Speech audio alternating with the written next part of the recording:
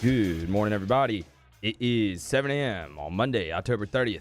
Today in Baton Rouge, expect cloudy skies with a high of 73. Coming up on OTB, we have a new edition of Weekend Winners at 8 a.m.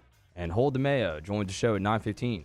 You can follow us on Twitter, Instagram, and TikTok at OTB_ESPN or catch us on YouTube at the 104.5 ESPN channel and subscribe for daily content. Hour number 1 of Off the Bench, live from the Mercedes-Benz of Baton Rouge studio, starts now. Let we go! All-Star Toyota presents Off the Bench with Jacob Hester and T-Bob Hebert. Yeah! Off the Bench with Hester and T-Bob. Hey, they said I gotta come off the bench. All-Star Toyota presents Off the Bench with Hester and T-Bob. Yo.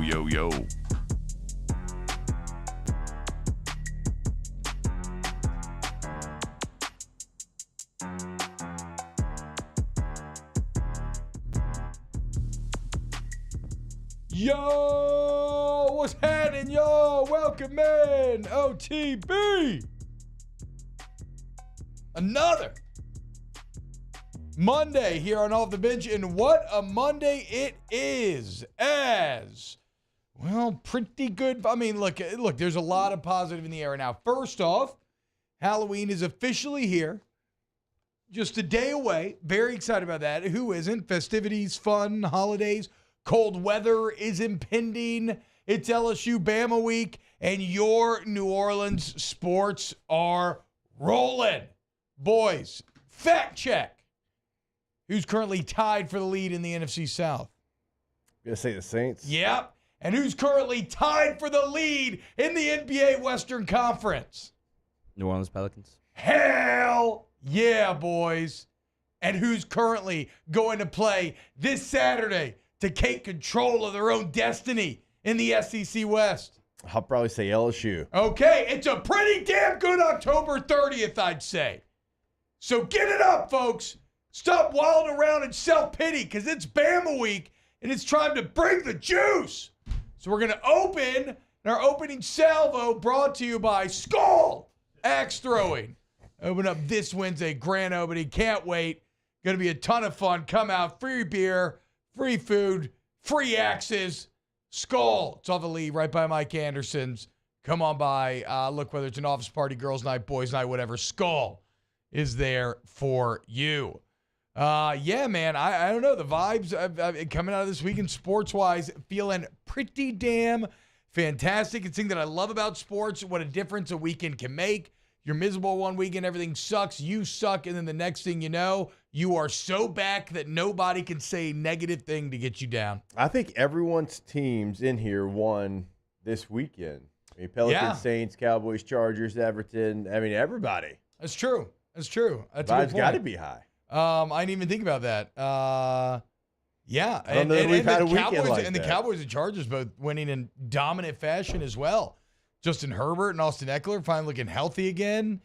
Cowboys continue to mask Dak Prescott's deficiencies with special teams and defensive Yeah, touchdowns. helped you out in fantasy. Yeah, I mean, hey, look, what can I say? I'm a fantasy dog. Took down Jay Kester and Will Blackwell this weekend. What you know? I also sent you a reminder text just in case. Well, to be clear, thank you. That is true. Yeah, I That know is you true. said you said it already. I'd already, by setting my lineup, all that took was just subbing in Dak Prescott for Anthony Richardson, but I had done that. Yeah, man, a fantastic weekend. Where do you want to start? You want to start Saints? I say we start with Saints, right? Then maybe touch on Pels, and we'll get into LSU later on this hour. Okay, so this is a weird game, right? Because it felt pretty bad early on. You had the sequence in which it's 4th and 1. They're going for the field goal. They take the delay game. You line up over the center. They send the offense back out there. It turns into a touchdown. Then you fumble because of a pass blocking breakdown. Carr stepping up in the pocket. All of a sudden you look at 17-7 against the Colts. And you're like, here we go again. And that's where you got to give. That's where I think you got to give some credit to the mental toughness from the New Orleans Saints, because they just got back to work, continued to work, and I thought that you really saw this game, the potential that we've all been talking about in the offseason, Jake, when it comes to the weapons that you have working in concert with one another, right? Like after it goes, like first off, the angle route by Kamara to score that first touchdown, it's everybody's favorite route ever. It was my Madden 09 speciality with Reggie Bush back in the day. If you get man and it's cleared out, it's just an easy score. But after that, it's every player. I mean, every player's as well. Yeah, I mean, it's impossible for the linebacker to guard. Jack Wright, Scat Wright, 9 unstop, F cross M. There you go. I can tell you the exact play because I got it only on that play. I mean, it's the best. But like that was great. But then still, it's 17-7, right? And that's when, again, you had the Mike Thomas big catch, Chris Olave big catch, and the Taysom Hill touchdown run. Suddenly it's 17-14. You get the Shaheed explosive touchdown. Then there's the Taysom big gain on the nice little outlet pass where he's under pressure. Taysom comes back. Jamal Williams even had a couple moments. Alvin Kamara big touch. So you're seeing that ball start to spread around. You're seeing them, like, we've talked so much about all of the different weapons that they had. Sunday felt like the first time this season where you finally took advantage of that plethora of weapons. It did, and everybody was getting involved. And even when there was pressure, I thought that they played well. I thought Derek Carr played well. They pushed the ball down the field. I mean, and not just in 3rd and 1 situations like they have in the past. Now, they did that in this game to kind of close it out. It went 3rd and 1, but they closed it out on 3rd down going deep. Like, you use the totality of your weapons. I thought Taysom Hill, they had a plan. They had an idea of who he was going to be in this game, and he was key to this game as well. So, like, not only did, everybody kind of step up, but you also used the weapons. Like, Jamal Williams gets 6 carries. Taysom got 9. AK got 17. Like, I'm okay with that breakdown. Shaheed gets 3 catches. Thomas gets 4. Alvin gets 4. Olave gets 5. Like, that is what I thought the Saints needed to do. Spread the wealth. You have all of these weapons, and then go make plays. Yeah, and you mentioned Rashid Shaheed. I mean, I love seeing the explosive plays, right? We've been seeing check down Derek. We were promised big play Carr, and we got more of the latter this game. The defense not at their best, but sometimes like they deserve a time for the offense to finally step up, and they still made plays along the way. Like the Adebo pick was great, especially turning that return back to getting that ball back to the 30, where maybe it looked like it could have potentially been a safety with after him breaking that first tackle. And then, look, you got to love the way, like you alluded to there, Jake, that Carr and Shaheed once again close out a game with a big-time, big balls play. When you got to have it, don't make the defense win it for you once again. Go ahead and ice it yourself. It's 3rd and 13, under 3 minutes left. You're up 1 score. And they brought the pressure. They were trying to make you into check down Derek once again. Great pass pickup by the line. Great pass pickup by Alvin Kamara. And next thing you know, Carr once again finds Shaheed's deep. You're in field goal range, and that is the game. Yeah, I like on one of those long passes he threw to Shaheed. I saw something on Twitter where they get in the huddle and Shaheed said, Carr said, hey, if it's quarters, just run. Basically, if you see quarters, I don't care what route you had, just run. Yeah, it was. That's good, and it worked perfect. Because he has different speed. Like there's fast, and then there's, as we always say, fast. Well, he is fast, and there's things that he can do because of it that others just can't.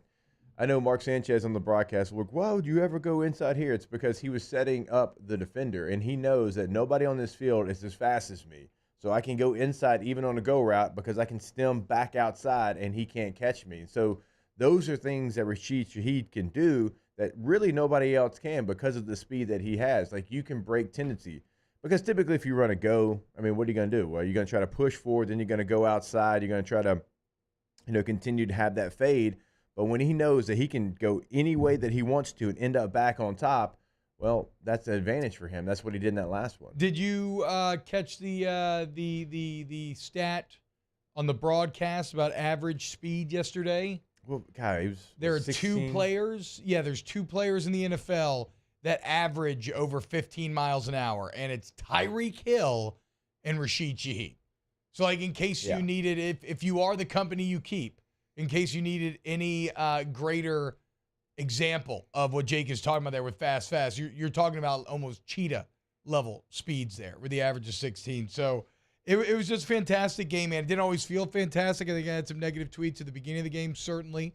But again, credit the mental toughness, the team, the offense, and really just like looking great in all the ways that you wanted to, right? Deep plays in the pass game, taking advantage of the weapons, like you said, and red zone success, not bogging down. whether it's getting Alvin Kamara the big run, Taysom Hill the big run, Alvin Kamara the angle route, finding ways to finish off drives really mattered this game. And Jake, speaking of red zone success, don't look now, but the Saints got a fullback.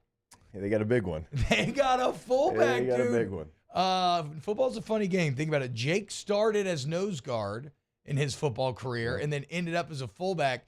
Kalen Saunders taking the opposite route, starting at his nose guard and now ending up as a fullback. How about it? I mean, he's actually doing a really nice job. Bro, he's actually too. got incredible technique. Yeah. Like, he's reading the holes well. He's clearing guys out. Like, I'm actually shocked at how good his technique is. It wasn't just one play. It was multiple plays. Yeah, a lot of times you put a D lineman in there, and he's just, like, trying to clear space. Yes. They don't really have any technique, and they almost go in there like old Pee-wee football, Yeah. like with their arms up and their knuckles touching, right? And that's not the case. I mean, he read a power yesterday. He cut inside of it one time because the way he kicked out the blocker, he goes up and hits the linebacker. I'm like, okay, like this is different. This is not your typical defensive tackle just trying to clear space. And Taysom's got so much patience on that power run. Yeah. It's like a lot of people rush it because you think you have to, obviously get to the line as fast as you can. But his patience on that, and then you got Saunders out there clearing out. It's a really nice package that I thought they used really well yesterday for Taysom. Well, and really, I mean, so this, okay, if I wanted to get into random thoughts, there is a conversation to be had about the Jamal Williams signing now in hindsight. We're like, is this, I wonder how much value Williams can actually bring to this team because, what was he kind of being painted as? Granted, maybe this had to do a lot with the Kamara suspension and he just didn't end up playing that much, but like, he was going to be your kind of short. Yeah, he's a short yardage guy. That's what he does. It is a skill, like we said.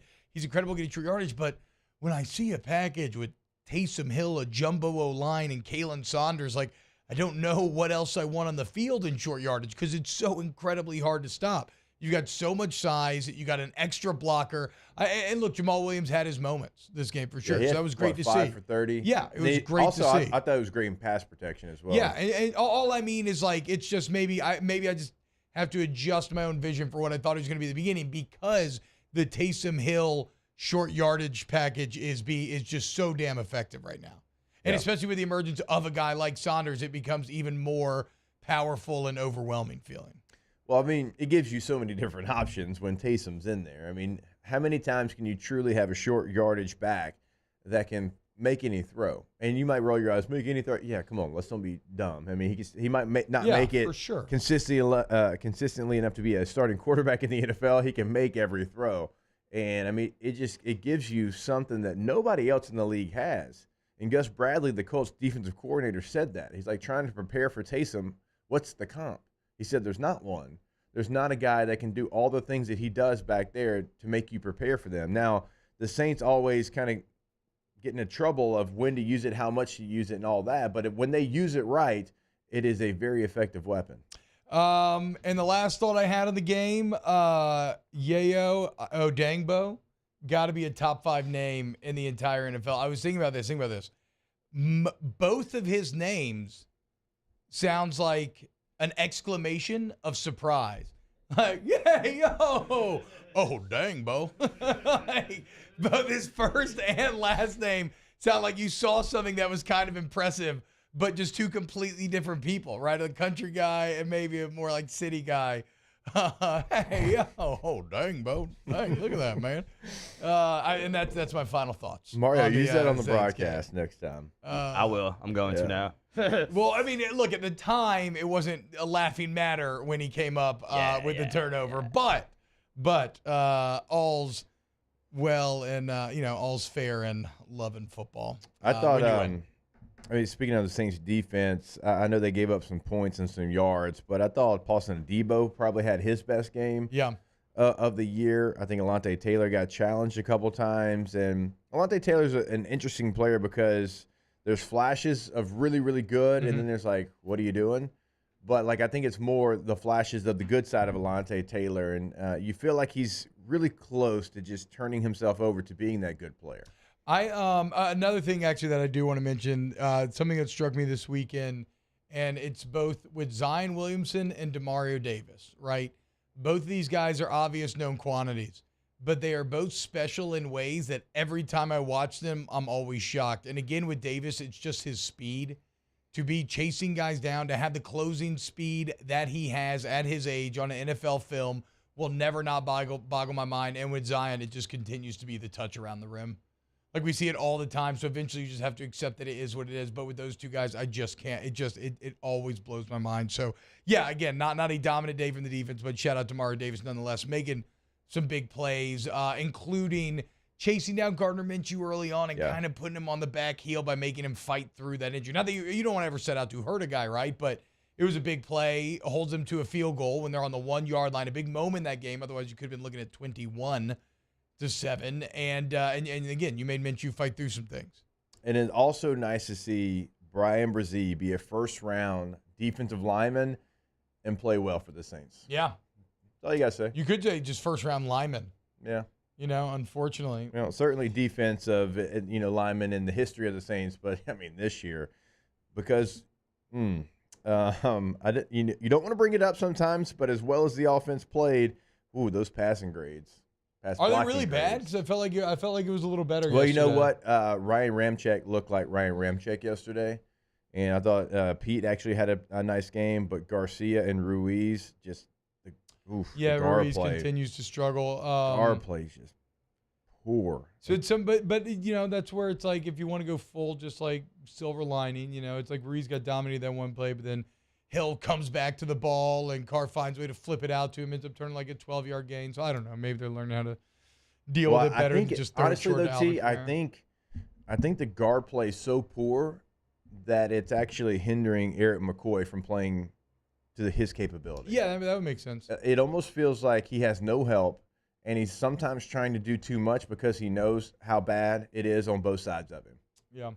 Yeah. And it's those positions are inextricably linked. You would know that way better than we would, playing the center position. Yes, you can be really good center, but if you feel like you're not getting help on either side, and then you're kind of on an island, and then when you're not on an island, you're like, well, I got to help him because he's struggling. Then the other guy's struggling. It's like, well, which one do I help now more? Well, also, I've seen the reverse, where great guards make a whatever center look incredible because you have two great guards next to you, and so it doesn't really matter how good or bad your center is because he's completely covered up at that point. So that's some good insight, I would say there, Jake. So the Saints win, big win. They cover as well. I think they were favored by 2 in this game. And all of a sudden, NFC South standing check. Falcons drop to Will Levis and the Titans. Now the Saints and the Falcons tied at 4-4. Oh, and the Bucs have lost 3 in a row. Taylor, how are we feeling? Your boy Baker is. It feels like the carriage has turned back into a pumpkin just in time for Halloween. Yeah, they're not playing well as a team. He's playing pretty good individually, though. Still 66% on the year, 10 touchdowns, 4 interceptions. Don't y'all know he's actually still playing pretty well. Football works? When you win, the quarterback gets credit. Like Russell Wilson beat the Chiefs, even though he didn't do much of anything. Whereas when you lose, the quarterback gets all the blame. That's how it works. Yeah. For sure. So don't hit me with Baker's 10 touchdowns, 4 picks. Okay. Also, it's not terribly impressive. No, but he's completed 60% of his passes, or 66%. Like he's been efficient this year. Okay. It was nice to see Derek Carr look confident and have a good game yesterday. Yeah, like I all agree. jokes It's exactly aside, what you needed. Yes, all jokes aside, it was really good. Good vibes. Like somebody made fun of me the other day for saying the Saints need some good vibes, but they literally did. It was nice to see him play with some confidence. 11.5 yards per attempt is the best stat of the weekend. Oh, I didn't realize it got that high. Mm-hmm. Hell yeah. That's what I'm talking about, baby. No more check down Derek this week. We'll see about next week. Again, you're not going to carry anything great forward into this. The Saints have been such a roller coaster, so inconsistent that it's not get too high. Maybe a lesson not to get too low. But just enjoy this win. It's a nice reset, though. You're 4-4. Enjoy this win for what it was. A nice reset. 4-4. You look at what the South is. You realize you're right there with every opportunity. Yeah. And now you can say, okay, well, here comes a new portion of our season. It used to be here comes the third quarter because you had 16 games, and maybe they still use that moniker. I don't know. but it's a reset. Look at where we're at in the standings. Okay, we're 500. Let's go see what we can do. Yeah, I agree. Maybe I say we still call it third quarter, and the fourth quarter just have a little change on it. A little overtime. Yeah, just a little change. Maybe an overtime Just game. a little change. Just like a little 2-minute clock stoppage, just a little extended 2-minute. We really are meatheads. Like when we think about how much we used to have to like break every single thing down that we did. And hey, this is the first 4 games. It's going to be the first quarter. Then we're going to have the second quarter. Then we're going to have the third quarter. It's like, how we're just really meatheads. It's something about the human brain. It's like when you remember phone numbers. I can't remember what it's called, but it's called chunking, maybe. Like you store stuff and even in your memory in like chunks. So you're not really remembering individual numbers as you are tiny little sequences, and then you can throw those chunks together to remember your larger numerical combinations and whatnot. Yeah. All right, when we get back here on OTB, let's touch on Pels, LSU. We rolling here in hour number 1. Hope you're having a great day. YouTube.com/1045ESPN if you want to get in the chat. We'll be back with more Off the Bench next. Off the Bench with Hester and T-Bob. ESPN Baton Rouge, New Orleans, Alexandria, and 1130 The Tiger. Community Steel Co. CommunitySteelCompany.com. And like Brandon Golson's cool and everything, and I love his steel company, but no, I think I probably love even more Renfest right around the corner. I think his aunt started it. I'm so freaking excited, dude. Might be getting a little VIP this year at the Kingdom of Albright. Not to brag, but you should be jealous. But if you want to take your jealousy out on me by building a steel building or getting any purlin or tubing that you need, you just go see Community Steel over there in Gonzales. Take advantage of the live local sales team, the incredible prices, and the fact that you can go see them in person and look at all the products with your own eyes. Community Steel Co. CommunitySteelCo.com. Brand new website, CommunitySteelCo.com, like T-Bob gave you, and you'll notice right when you get on there, they are all about being local. It says it on the homepage. Community Steel, based in Gonzales, Louisiana. You don't have to, go and try to find them in Atlanta or Houston or Dallas or some major city. They are right here to help you today. 225-647-2020. Our listeners fire off their opinions on the jimsfirearms.net hotline at 499-1045. Keep listening for your next chance to shoot us your thoughts with the jimsfirearms.net hotline on 1045 ESPN Baton Rouge. Bayou Ford is taking $10,000 off MSRP on select new 23 Ford F-150 trucks. And all new Bayou Ford vehicles come with a 1 million mile warranty. The crew at Bayou Ford is going to do right by you. When is a taco more than just a taco? When it's Government Taco. Voted best tacos 3 years in a row by 225 Magazine, Government Taco puts the most delicious spin on tacos the capital area has ever seen. With creative combinations like the Magna Carrot, the Filibuster, or the Steak of the Union. Plus perfect tortilla chips paired with the best salsa and queso you've ever had. And happy hour every day from 3 to 6 p.m. and all day on Thursday. Government Taco, 5621 Government Street. Gulf Coast Bank and Trust is giving our customers the power to bank anywhere, anytime during this challenging event. And we're right there with you. Our mobile banking app is a smart way to manage your money and time. Gulf Coast Bank and Trust, the bank that cares about you. Gulf Coast Office Products is a nationally recognized Savin office equipment dealer based right here in Louisiana. Over 100 employees strong, Gulf Coast has the boots on the ground to support all vertical markets from education, engineering, legal, and finance. With the latest in office technology from desktop to production segment units, Gulf Coast and Savin have the perfect fit for you. Call 225-756-2644. That's 756-2644 for Gulf Coast Office Products. I've been doing business with Luba for 25 years. They're dependable, trustworthy. It's just the attention to detail with our clients. Our folks have years and years of experience. They're highly trained professionals, but many companies have that asset. What I'd like to think makes Luba a bit different is that we use those talents in a way that truly is dedicated to serving the needs of the folks who depend on us.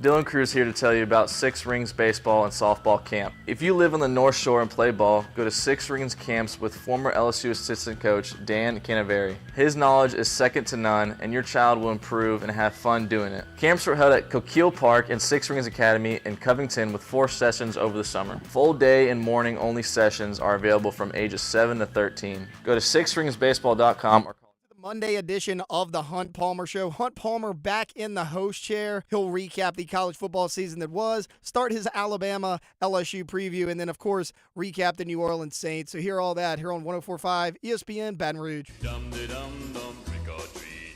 It's so sweet. All the candy I can eat. It's Halloween at the end of October. I'm on the scene. Boy, am I sober.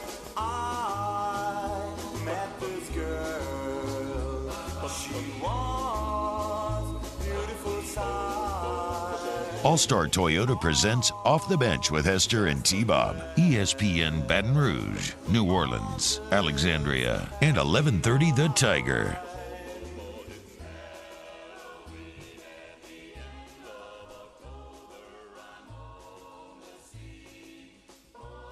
Heck yeah, this is what I've been listening to all weekend long. Little vintage Halloween mix like this. It's really, especially once it starts to cool off here in a day or two, it's really just setting the mood quite fantastically. Dang, I probably should have brought chat open so I could see your comments. I apologize, I've not yet. Is anybody in there with anything worth mentioning yet? I mean, if not, we can just dive straight into the Pels. A lot of smack talk about Lincoln Riley, apparently. Well, don't worry. We're gonna not just. I'm gonna throw Garrett Riley in there as well. The Riley brothers will be showing up on Weekend Loser, but we'll get there when we get there. But yeah, I mean, making fun of Alex Grinch and Lincoln Riley is like the easiest thing to do in the entire world right now. Wow, there is a lot of Lincoln Riley smack talk. You're gonna lie. YouTube.com/1045 ESPN. Boys, the New Orleans Pelicans have their home opener Saturday. They take care of business against the New York Knicks.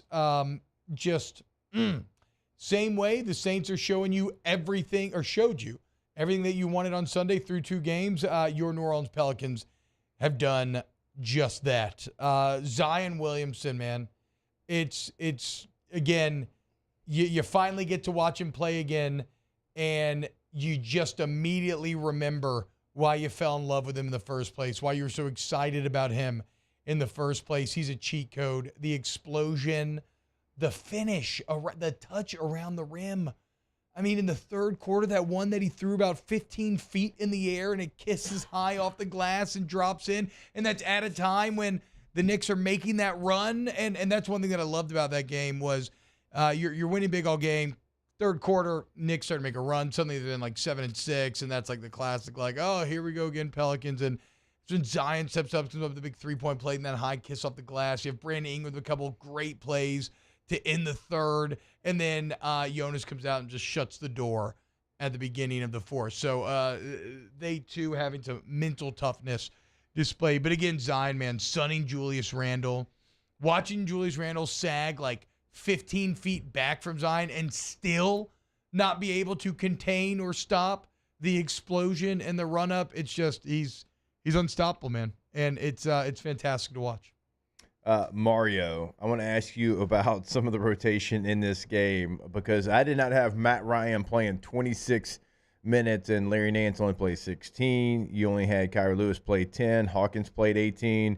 Daniels played 22. So Matt Ryan definitely led the bench in minutes. Yeah, they're definitely figuring some stuff out. I mean, he was hot the first game, got a lot of good looks this game, but one of 8. Yeah, did not get it going for whatever reason. But it was nice to see Hawkins make the 3 threes. You're without Trey Murphy, so whenever he comes back, the minutes are probably going to shrink for both of those guys. But you might see a situation where Hawkins earns himself more minutes. 3 3-pointers in the game was nice to see. Well, and that's what I wanted to ask. So, again, I know Matt Ryan ends his game. I think did he make the first? Yes, he made his first one. Yeah, and then he ends 1 for 8 here. But, like, he's going to be better than 1 for 8, right? So, do the Pelicans have enough shooting between Hawkins, McCollum, Ryan, and Trey Murphy? And it feels like Herb's going to add in kind of here or there where he can. Like, do they actually have enough shooting? Especially because Brandon Ingram and Zion Williamson seem to be playing so well together. For sure, especially if Herb continues to knock him down. I mean, 2 for 2 this game. He was 2 for 4 against Memphis as well. Jonas only took 1 3 this game, but he made 2 in the game against the Grizzlies as well. Just the addition of those 2 guys that you mentioned is huge. And yes, Ryan was off, but you could definitely see the gravity. He had one play where he did a pump fake, and your boy from the Knicks went flying like 20 feet past him. So even if their shots are not getting knocked down, it definitely spreads the floor for Zion and for BI, and you saw that in their stat line. Yeah, so a couple fantastic wins for the Pelicans to start the season. Again, I love the way that Ingram and Zion are playing together. Ingram seems to be in revenge mode, prove it mode, get back to the all-star game mode here early on. I mean, when he is playing in the same way that Zion feels unstoppable because he just gets the basket in 2 strides and then jumps and like hangs in the air and finds a way to just finger roll it in from whatever angle he needs to. Ingram as well feels unstoppable when he's able to get his shot off and he's just releasing from 17 feet in the air and like who in the hell can block him or even get in his face really at that point. It's really nice to see those guys finally playing together, and they've been efficient. Like Zion had the 24 points, 12 of 17 from the field. BI had the 26. He was 11 of 17. That being said, you could definitely see that they're still working out the chemistry. Like they're still working out some kinks, and right now you're playing good enough defense, and the rest of the team is kind of playing good enough to still win games, but you're only hopefully scratching the surface of what that duo of Ingram and Zion could be. Yeah, and now you look. Nuggets at 3-0, Pelicans 2-0, Mavs 2-0, and those are your only undefeated teams. Final point on the Pels. The story of the first 2 games is the defense. The defense has been spectacular against Grizzlies and Knicks. The Knicks had 12 quarters in the 12 points, in the entire first quarter. That's really impressive. And Herb Jones, so fun to watch on defense. Like if you watched the game Saturday, he was all over the place. Had the block on R.J. Barrett on a 3-pointer, held Jalen Brunson to 4 of 14 shooting. That was his main matchup. And it seems like he's getting better and better on defense every season, which is really saying something. Made an all defensive team yet? Not even second team. Okay, so this is the year then. Yes. This is the year. Will not be denied. Herb Jones already off to a great start. And wouldn't you know it, boys, coming up tonight, you already got a big one in the blender. The 2-0 Pelicans taking on the 2-1 Golden State Warriors. Now, you know me, I only view the NBA through the Pelicans lens. Like, I rarely watch casual other matchups, especially during football season. I'm just not going to, really. But, you got CP3 coming off the bench. Are the Warriors fully healthy? What are we talking about here? Yes, they are fully healthy. I know Draymond was dealing with an illness, so we'll wait on his status. But Steph Curry's going to play. Thompson's going to play. CP3 should be playing. And it's the first time Curry's playing against the Pelicans in New Orleans since 2021. Wow. And he played twice during the COVID year, but it's the first time he's played in New Orleans in front of a full crowd since before LSU won the last national championship, October 2019. Wait. Okay, hold on. So back up, because you said it's his first time playing since 2021 in New Orleans. Yes, but that was during when COVID was still impacting the crowds. Okay. Yes. So, wow. Okay, so it's been a while then since the home crowds had a chance to see Steph. Who does Herb Jones try to lock up in this matchup? Oh, that's a good one. I would think maybe Clay. I would think Clay. I mean, that's something you're going to be really multiple with, but he'll chase, everybody all over the place. Clay wouldn't be bad. As a pure, athleticism and size, Andrew Wiggins is a really good matchup for Herb Jones as well.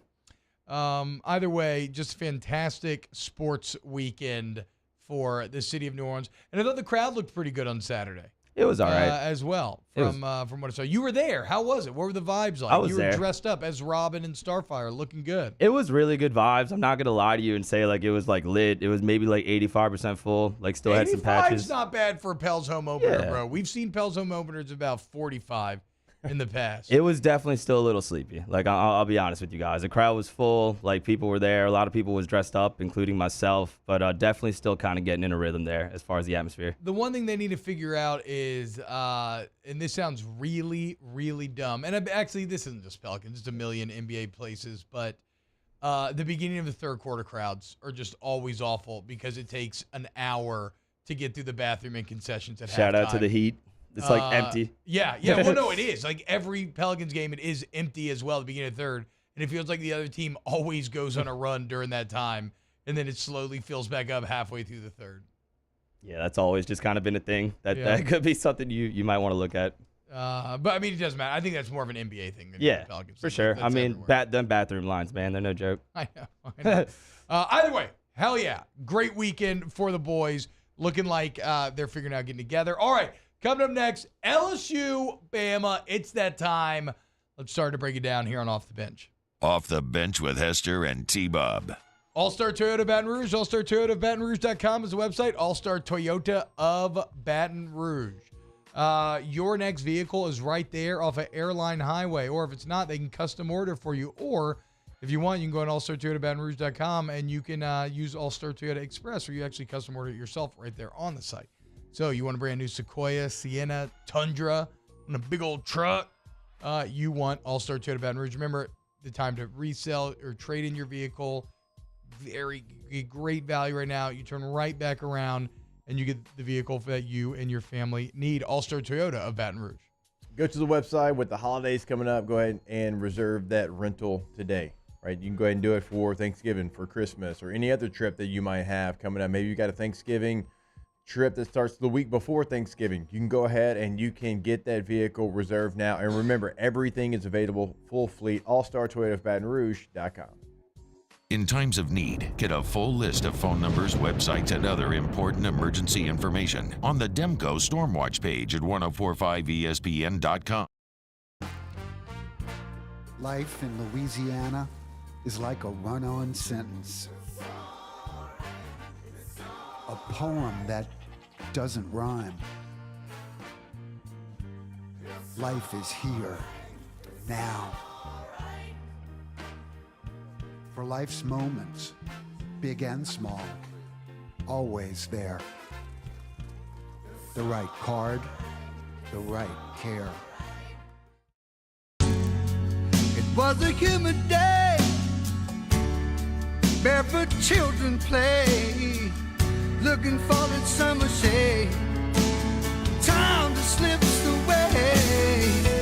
Oh, Louisiana, some kind of hold on me. Like cypress stumps, your roots are planted deep inside of me. The interior of an Infiniti is thoughtfully designed to be all about you. And by you, we mean every version of you. Because there's luxury you can feel, and there's luxury that lets you feel. Infinitely you. Experience luxury like never before with Infiniti Premium Care, included with the 2023 QX80 at your local retailer. Scooncha, fall in the air. Fall is right around the corner, which means fall fishing is, which means it's time for you to take your boat to the next level with front-to-back boat service in a bunch of different ways. You want a custom stair job, you can have a ton of fun out there on the water. They can do that. What about a spot lock trolling motor? So you stay right where you need to in casting lines. Or sonar that's let you see the fish under the water before you cast. All of your maintenance needs as well. For 38 years, they've been at it and will continue to do so. The Sherman family of front-to-back boat service. Running Boards Marketing can help you get their attention. Imagine your brand's message on a giant LED billboard truck that can't be skipped and is nearly impossible to ignore. Running Boards Marketing is the leader in effective and affordable advertising on digital mobile billboards, which are 2 times more effective than traditional billboards. With a 97% recall rate, you'll leave a lasting impression with your customers.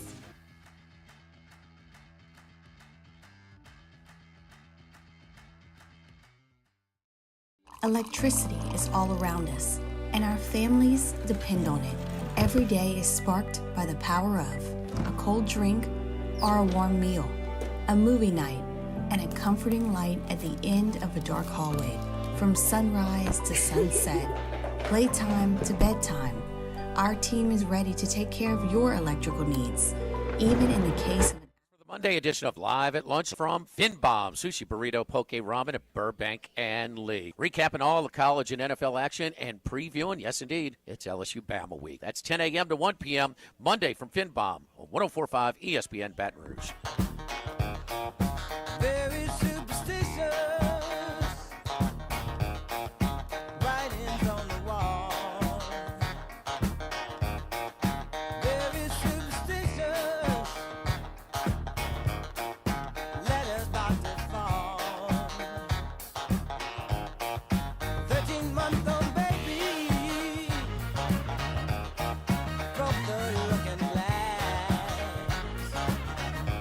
All-Star Toyota presents Off the Bench with Hester and T-Bob. ESPN Baton Rouge, New Orleans, Alexandria, and 1130 The Tiger.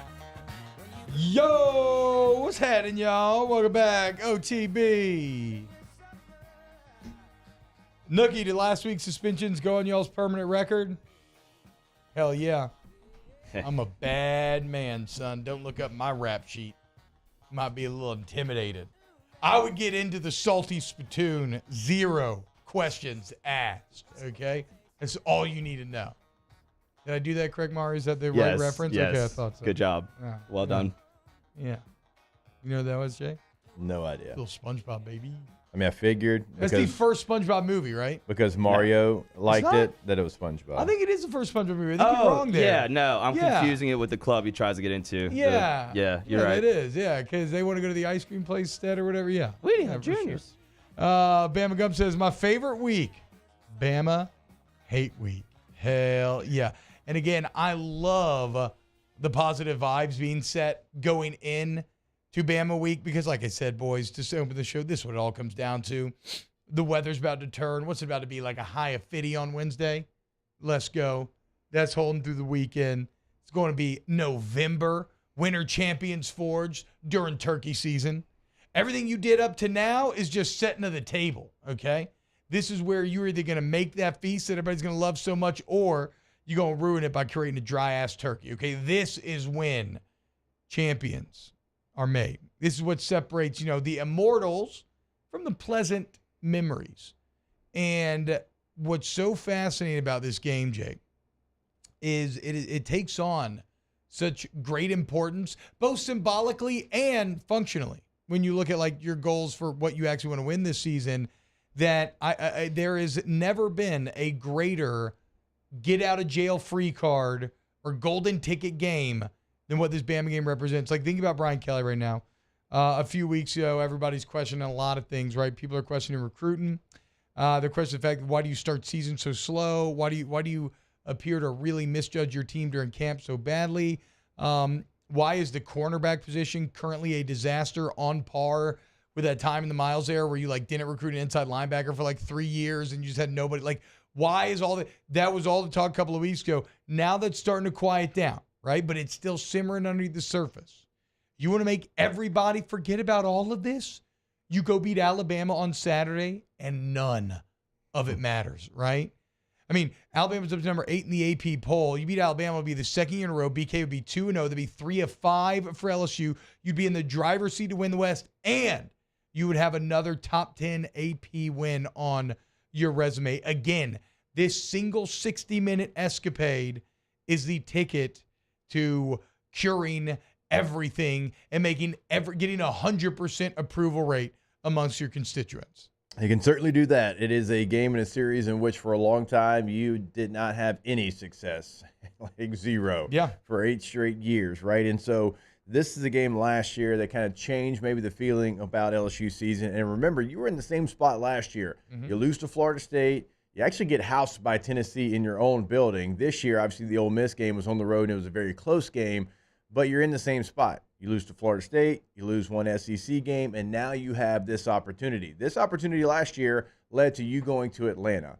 That's a big deal for LSU. Now, is that the ultimate goal for LSU? No, championships are. Not just getting to the SEC championship, but national championships. But from where the program was to be able to get there in year number 1, we all felt like, all right, here it comes. This thing is about to get to really rolling here, and then you had to start to this year. It's like, oh, man, is it really going to roll like we thought it was? But if you win this game and you put yourself back into Atlanta with probably a better chance to win that game last year than or this year than you did last year, minus the probably. I mean, you would. I mean, because of who you are, then you can still consider that going in the right direction and staying on the right path.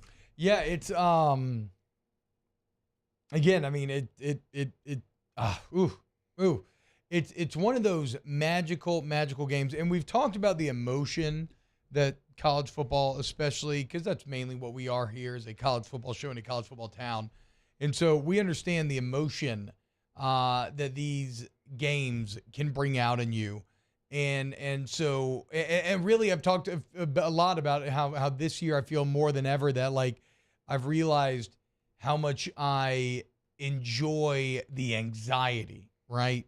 The push and pull, the unknown, the feeling of, am I going to be ecstatic or am I going to be furious at the end of this thing? And already, Jake, on this Monday, do you feel it in your stomach a little bit? Because I'm already feeling it. I'm already feeling it in my stomach a little bit because it's so tantalizing. The thought of a win is so erotic and tantalizing and exciting that it's like you almost don't even want to allow yourself to go there. It's such a fantasy that you almost don't even want to engage with that fantasy quite yet, and you just want to get to the game and see what's actually going to happen. And so we're going to continue to build up that hype and excitement all week long, but this is one of those games where, I mean, if you don't feel it already, then you don't have a pulse or whatever. You're just like a normal person and aren't super nerdy about it, don't care as much. But, like, I'm hyped, dude. I'm freaking hyped, and I'm already nervous. But, like, that's good. Like, I'm excited. You know, they go hand in hand. I love that I have this form of passive entertainment that I'm going to sit back and consume that already has me feeling adrenaline and juice on a Monday at 7:46 a.m. What'd you think about the line and the over-under when it came out? Alabama right now a 3-point favorite, so basically a pick 'em, considering you get 3 points for being at home, and then 60.5 is the over-under. Look, they're wrestling with the exact same thing that we are, right? LSU has the larger glaring weakness. LSU has the larger glaring strength. And it's that idea of which will factor in more, and that's something that we're going to try to make heads and tails of throughout this entire week. So we will have to see. It isn't. When you dive into the numbers, like I thought the defensive numbers were going to look different. And look, make no mistake about it, it's 395 yards allowed per game for LSU, 306 for Alabama. So we are talking about 90 yards a game. I actually thought that was even going to be a greater number in favor of Alabama. But look at the offensive total yards per game. 552 for LSU, 366 for Alabama. No, again. Almost 200 yards. Again, it is like the reason why you can have 3 freshman corners that are going to be in this game and you still feel okay about it is because LSU's offense is so overwhelmingly good. But this also is the best defense that they faced all year, right?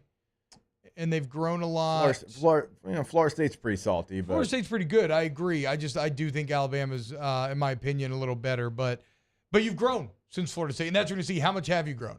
Because when you face really good defense like Florida State, you obviously bogged down. You weren't bad at all, but you bogged down at some key moments. I think you've grown from there, though, and I wouldn't expect that same bogging this weekend. But we'll see. Let's go to break, and when we get back, let's get your comments. Close out hour number 1 of OTB. Off the bench with Hester and T-Bob. Go to K2Z window coverings. KTOZblinds.com is the website that you can go to if you want to get some window coverings that, wow. And we're talking interior and exterior. Let's say you're putting together like a nursery or something, right? You want some excellent blackout curtains that are also going to look tasteful. Well, they could help you out with that. Maybe you need that like for a theater room or something. Congrats on the theater room, bro. I see you, dog. But like, tall ceilings. The bottom line, tall ceilings. We all know it.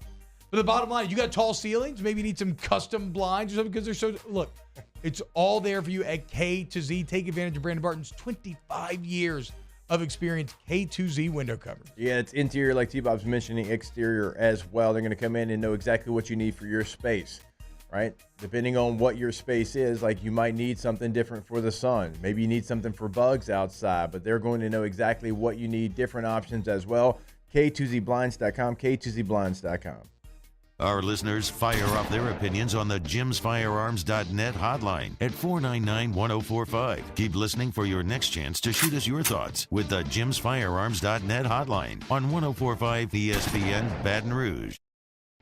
Bayou Chrysler Dodge Jeep Ram is celebrating Ram Power Days with $15,000 off MSRP on new 23 1500 trucks, $15,000 off, and a 1 million mile warranty. Plus, we'll pay your trade-off regardless of what you owe. The crew at Bayou Automotive is going to do right by you. Scooncha, fall in the air. Fall is right around the corner, which means fall fishing is, which means it's time for you to take your boat to the next level with front-to-back boat service in a bunch of different ways. You want a custom stair job, you can have a ton of fun out there on the water. They can do that. What about a spot lock trolling motor? So you stay right where you need to in casting lines. Or sonar that's let you see the fish under the water before you cast. All of your maintenance needs as well. For 38 years, They've been at it and will continue to do so. The Sherman family at Front to Back Boat Service. Electricity is all around us, and our families depend on it. Every day is sparked by the power of a cold drink or a warm meal, a movie night, and a comforting light at the end of a dark hallway. From sunrise to sunset, playtime to bedtime, our team is ready to take care of your electrical needs. Even in the case of an after-hours emergency, the light in your life shines brighter with Mr. Electric.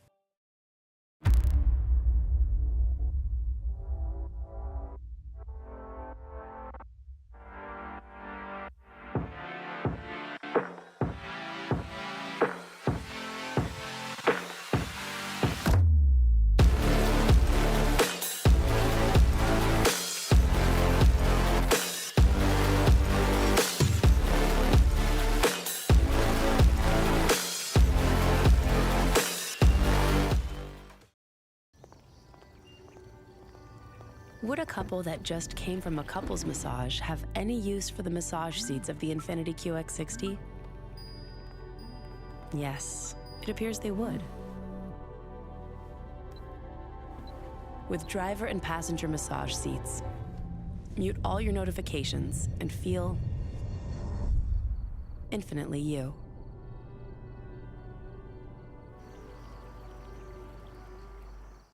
Gulf Coast Office Products is a nationally recognized Savin office equipment dealer based right here in Louisiana. Over 100 employees strong, Gulf Coast has the boots on the ground to support all vertical markets, from education, engineering, legal, and finance. With the latest in office technology, from desktop to production segment units, Gulf Coast and Savin have the perfect fit for you. Call 225-756-2644. That's 756-2644 for Gulf Coast Office Products.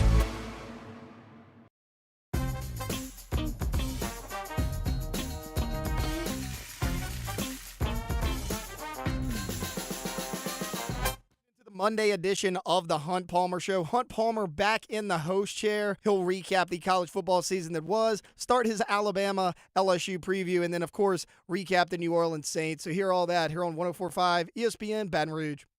You better ask my mama how to make a monster. I'm the creature from the black leather lagoon. I am a beautiful monster from outer space too. Learn how to shake my hips in the sanctum, sing and get me tips, and then I find them on my creature. All-Star Toyota presents Off the Bench with Hester and T-Bob. ESPN Baton Rouge, New Orleans, Alexandria, and 1130 The Tiger. Emil says, I could totally see LSU being up in the first half by 20 or more points, only for the final score to be 55-52 or something. I don't care what it is, as long as... Chris says, if we're up by anything at half, just continue to score. Bama never goes away. Brian Burge is saying, I feel like that if LSU gets a big lead against the Turds, they don't come back. Again, you have to be...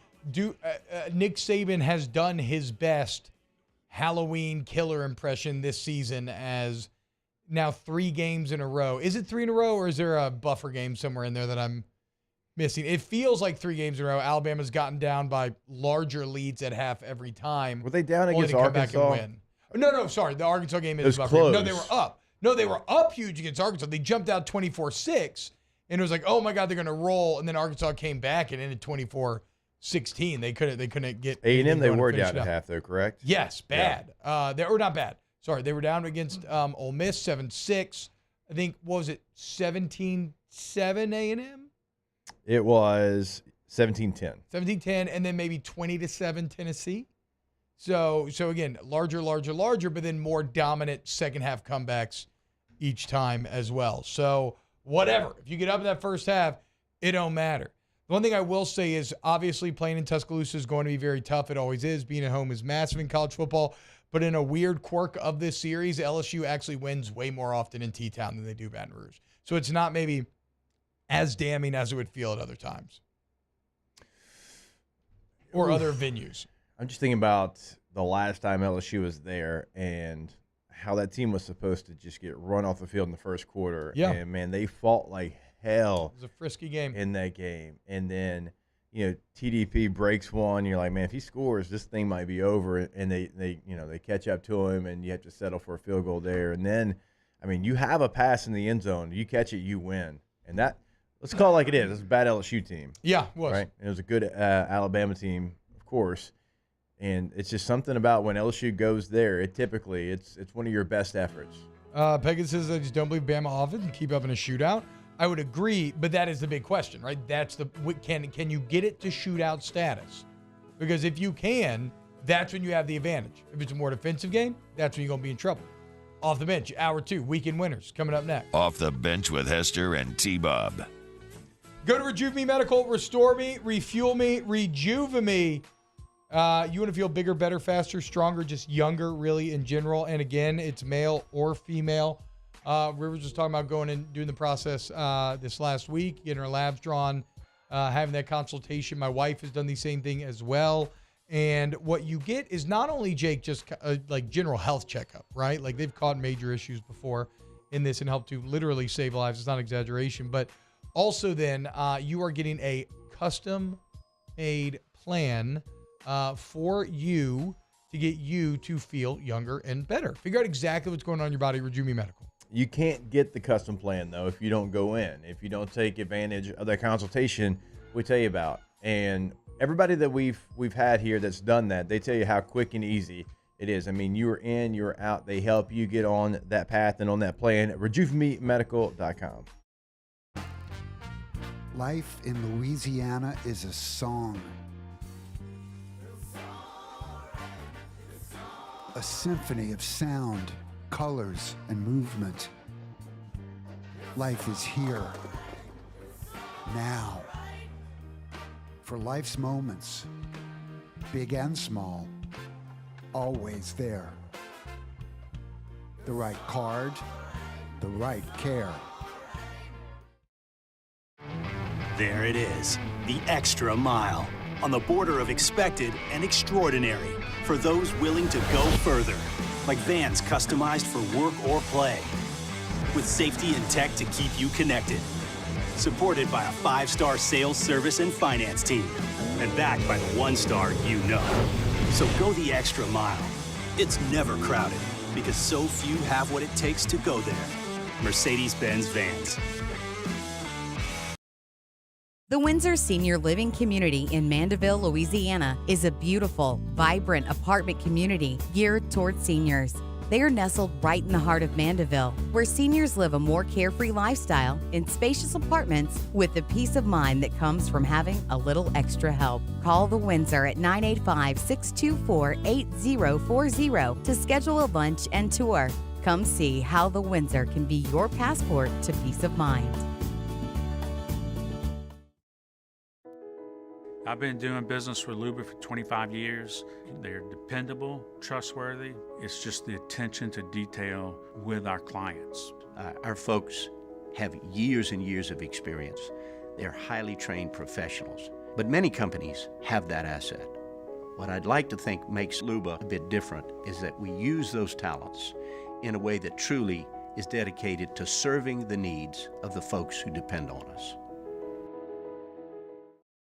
Dylan Cruz here to tell you about Six Rings Baseball and Softball Camp. If you live on the North Shore and play ball, go to Six Rings Camps with former LSU assistant coach Dan Canaveri. His knowledge is second to none, and your child will improve and have fun doing it. Camps were held at Coquille Park and Six Rings Academy in Covington with 4 sessions over the summer. Full day and morning only sessions are available from ages 7 to 13. Go to sixringsbaseball.com or call 985-206-9096. Learn the game to love the game. The interior of an Infiniti is thoughtfully designed to be all about you. And by you, we mean every version of you. Because there's luxury you can feel, and there's luxury that lets you feel. Infinitely you. Experience luxury like never before with Infiniti Premium Care, included with the 2023 QX80 at your local retailer.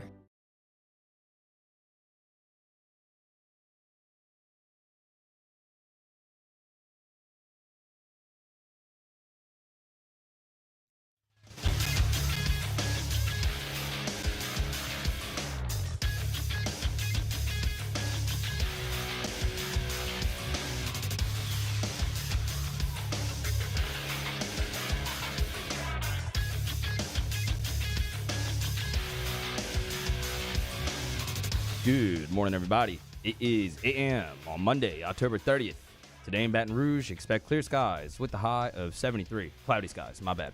Coming up on OTB, we have a new edition of Weekend Winners coming up next, and Hold the Mayo joins the show at 9:15. You can follow us on Twitter, Instagram, and TikTok at OTB_ESPN, or catch us on YouTube at the 104.5 ESPN channel and subscribe for daily content. Hour number 2 of Off the Bench, live from the Mercedes-Benz of Baton Rouge studio, starts now. Let we go! All-Star Toyota presents Off the Bench with Jacob Hester and T-Bob Hebert. Yeah! Off the Bench with Hester and T-Bob. Hey, Peter said I got to come off the bench. All-Star Toyota presents Off the Bench with Hester and T-Bob. Yo, yo, yo. Yo. What's happening, y'all? Welcome back. Hour number 2 of OTB. Pegasus is Jay, and y'all think Milroe and Reese are good enough to expose bad secondary like that? It's not Lane calling plays. Jalen Milroe's a weird quarterback to evaluate this year because he is currently second in the SEC in passer rating. It's not like he has huge volume, right? But he is explosive, and the problem is Jalen Milroe's good as long as Jermaine Burton is good.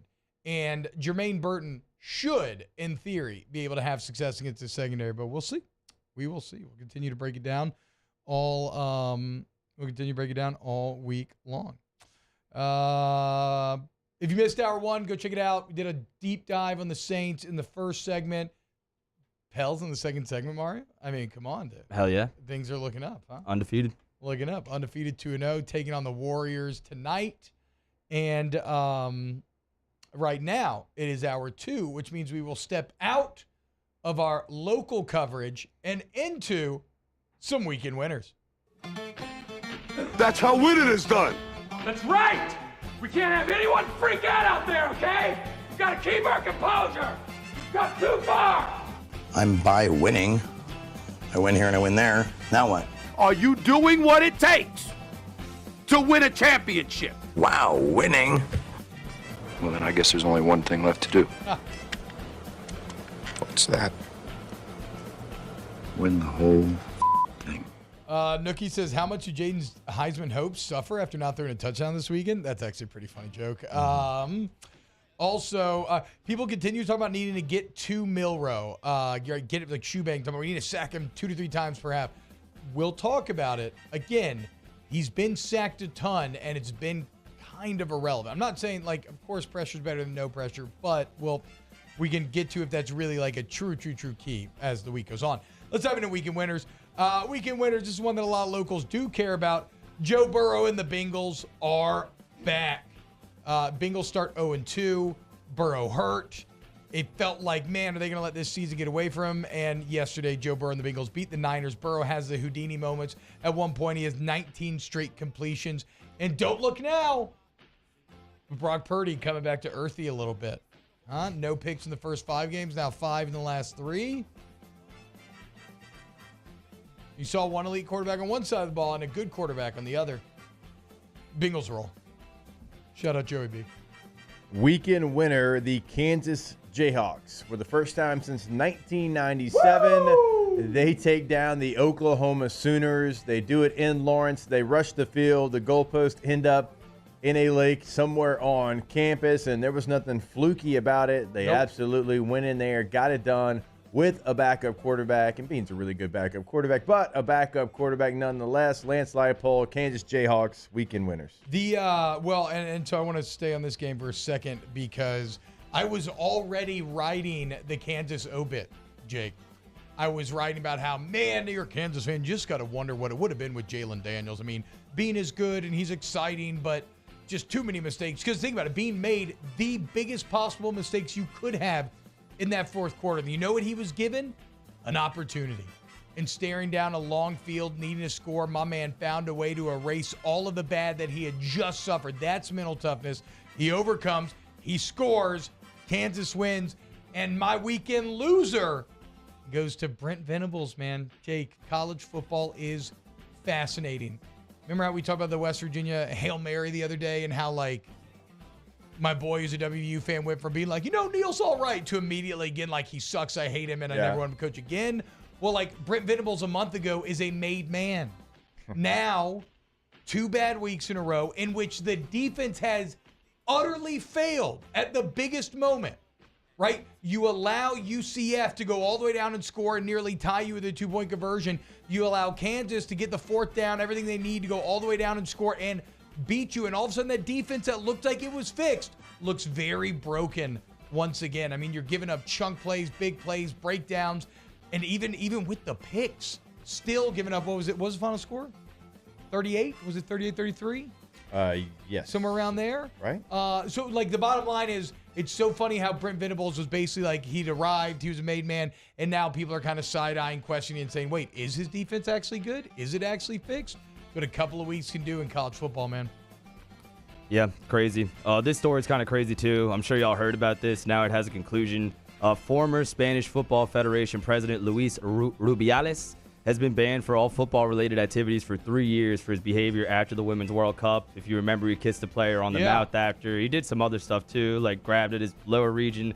Can't be doing that stuff. I know you just won a championship. People kind of lose their cool when stuff like that happens, but yeah, he's banned 3 years. So he straight up, he did the third place meme. When the guy's grabbing his crotch and like spraying champagne and like kissing the girl that gives him the medal. He did the third place meme after winning the World Cup, and now he's out for 3 years. Yeah, real life version. Can't be doing that. No. Big weekend loser. But I got one. Weekend winner to Will Levis. His first NFL start probably could not have gone any better. He goes. Wait, why is this? Yeah, Mario. I forgot. Because remember, Mario just was hating on Will Levis the sock during the whole draft process. I was gonna eat the sock if he got drafted number 1 overall. Oh yeah, that's right. He had a day. Yeah, he did. He went 238, 4 touchdowns, no interceptions, only sacked twice, had a quarterback rating of 130.5, which was one of the highest in the entire league this weekend. Look, that is a team that has struggled at QB, to say the least, the last 2 years, and they wanted Levis for a reason. He goes in there playing against a really good Atlanta Falcons defense who had been playing really well. He put up 28 points and looked really, really good. You remember DeAndre Hopkins was on his team. Yeah. And Ryan Tannehill didn't remember that. Yeah. Well, it seemed like Tannehill tried to remember it against the Saints, and Marshawn Lattimore just helped erase that memory, but no such luck with the Falcons. What was it, 3 touchdowns for Hopkins yesterday? Yeah. 4 catches, 128, 3 touchdowns. And again, let's put yourself in the shoes of a Will Levis, where his whole final year at Kentucky's kind of a disaster. Right? Nothing goes like it's supposed to. Even though he has so much draft hype, he falls farther than anybody would have, or than any of us on the outside. I don't know what the actual NFL opinion was, right? But he fell farther than any of us thought he would come draft time. He gets drafted to a place that seems like they have maybe 2 quarterbacks that'd be ahead of him. Like, it's been a really rough year and a half. And now he finally gets to hit the field again, and this is what he does. Congrats, man. He is now the 3rd quarterback in NFL history to throw for 4 tuds in their debut. And it's interesting, Jake, because there's one of these guys you want to be like, and one that's just meh. One was Marcus Mariota, the other was Fran Tarkenton. Where will Will Levis fall on that scale? Yeah, a lot of Titans fans were pointing that one out yesterday. Yeah, exactly. They're maybe a bit hesitant to fall too much in love, but still, congratulations to Levis nonetheless. All right. My next weekend winner, Taylor, do you have your pictures ready to go? Here it is. Taylor and his wife, and excuse me, Taylor, what's your wife's name? Victoria. Sorry, Taylor and Victoria taking home the family costume contest. And if you're watching online, Taylor has an excellent Saw costume. They custom built the head mask from Saw 1 that Victoria is wearing. I cannot get over how hilarious 6-foot-plus adult Taylor looks riding on this tiny child's tricycle. Look, if you think that's funny, you would have enjoyed the meetup. I had to buy this tricycle. It was pink. I spray painted it red. Bought it from an old lady. I'm buying it. She's like, oh, is this for your kids? I was like, no, I don't have any kids. And then she was like, oh, okay, well, enjoy it. And it was. Oh, my, bro, I don't care if you had a bomb inside my stomach and were making me dig the key out of my wife's belly. If you rolled up on this tricycle, I would start ribbing you. I would immediately be unafraid and start making fun of you. Look at his crotch, dude. That thing is, his thighs are jammed up against those handlebars. But the costume does look fantastic. Yeah, and then I only used it for the picture. I mean, there you go. That's a better Also, view of seeing the trap. adult-sized Jigsaw just looks so funny. I don't know. It's oh man. But y'all won. Y'all won the family contest. For sure. Yeah. How many years in a row is that? 4. So are y'all starting to become like that guy in the family? Yeah, we already were. Is everybody else like not really bringing it anymore because they've kind of given up? No, but I mean, we kind of already were like the main competition. Like it's either like us two or like my mom and dad. They're usually pretty good as well. So who got second? Who brought? They it? did. What'd they do? They did. Well, actually, all of them were good this year because my sister, her husband, and my brother, they were Jason and camp counselors, and they got all like the cuts and everything on them. So theirs was pretty good. And then my mom and dad did Kay and Phil from Duck Dynasty, and my dad did like the whole beard thing or whatever. Oh wow! You can kind of see my dad look in the corner of that picture. Oh yeah, I see him. Oh, look at old Phil Robertson hanging out in the back there. So yeah, it was all pretty good this year. All right. Well, nice job. Nice job. The head mask came together great. A little custom job there. All right, who's next? Weekend winner Arizona football and head coach Jedd Fisch. And this is an Arizona football program that has only been at the end of the season ranked one time since 1998. And that was in 2014 when they finished 19 with Rich Rod. Outside of that, a whole lot of bad. Kevin Sumlin before Jedd Fisch, 5-7, 4-8, 0-5, and Jedd Fisch when he takes over 1-11, 5-7 last year. But if you look at this Arizona team this year, they've already gotten 5 wins. They are 5-3, and in their 3 losses on the road in overtime against Mississippi State, Washington 31-24, and then another overtime game on the road against USC. So close losses, all 3. Yeah. They've beaten Washington State at Washington State 44-6. They beat Oregon State this weekend. Look, there's been a whole lot of good for Arizona football in a program that has been really, really bad for the past 2 decades plus. And Jedd Fisch is somebody that I knew in my NFL career, didn't really know how it would translate to college football, and it looks like it is working and going in the right direction. Well, and now I'm kind of terrified for my Colorado over bet. The over 4.5, which looked made up 29-0 against Stanford or whatever it was, going around telling people I'd won. Now you lose that game, you lose to UCLA, and now you got home Oregon State, home Arizona, at Wazoo, at Washington. Like, I don't think Colorado's going to be favored. Maybe they'll be favored at home against Arizona. More importantly, I want to know how you brought this up casually in conversation that your over bet for Colorado hit at a Hardy concert. I don't know. Just flexing on people. Being like, I'm a college football Do you guy. like over-unders? Win totals? Yeah, who'd you tell that to? People, dude. Like who? You know, people talk about college football. I'm like, yeah, you saw Colorado earlier, they whooped that ass.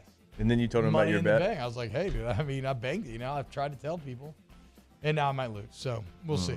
Come on, Colorado. I just need one. I just need one more.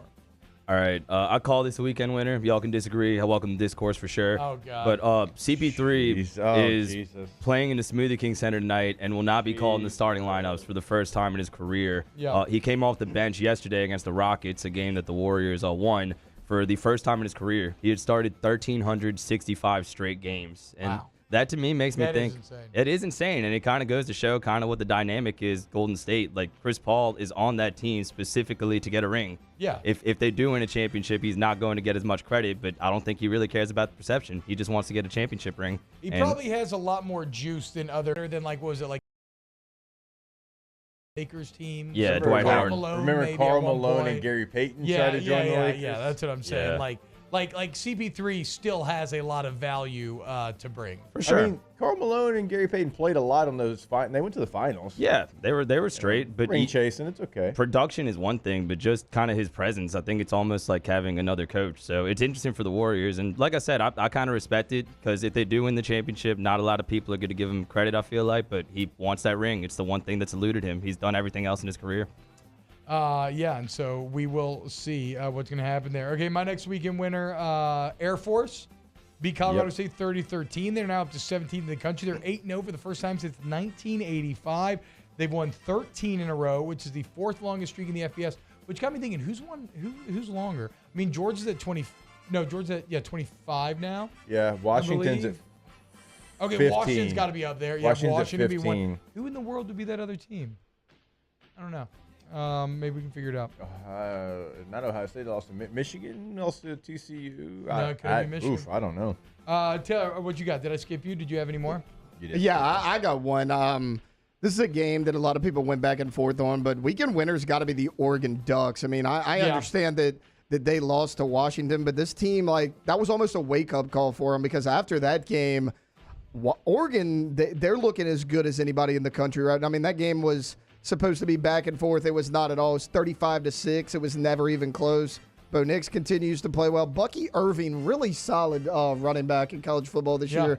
Hadn't got the hype he probably deserves. Him and Jordan James, the other running back for Oregon. But, Oregon Ducks, big win over Utah. Yeah, I want to have the conversation here in a minute about OU and Washington because they're kind of seemingly heading in similar directions. But you know what travels well?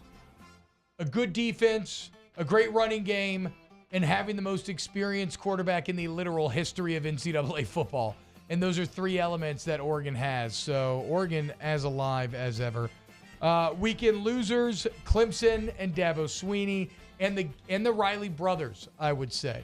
So Clemson has now lost 2 in a row. It's the first time they've done that in forever. They're 4-4 on the year. And the Garrett Riley, K. Klubnik team-up remains a bit of a disaster. And again, if you wanted to name the Riley brothers losers, I would not say no, because though USC found a way to win, that was an inexcusably bad performance against Cal. USC becoming the second team in the Pac-12 to allow 40 or more points in 4 different games while somehow still being ranked. Last time it was 0-5 UCLA. So it's look, the USC defense is a disaster. Clemson's offense is a disaster. Both Riley brothers struggling bad right now. They absolutely are. I'm going to go for my next weekend winner, the Tulane Green Wave. Yeah.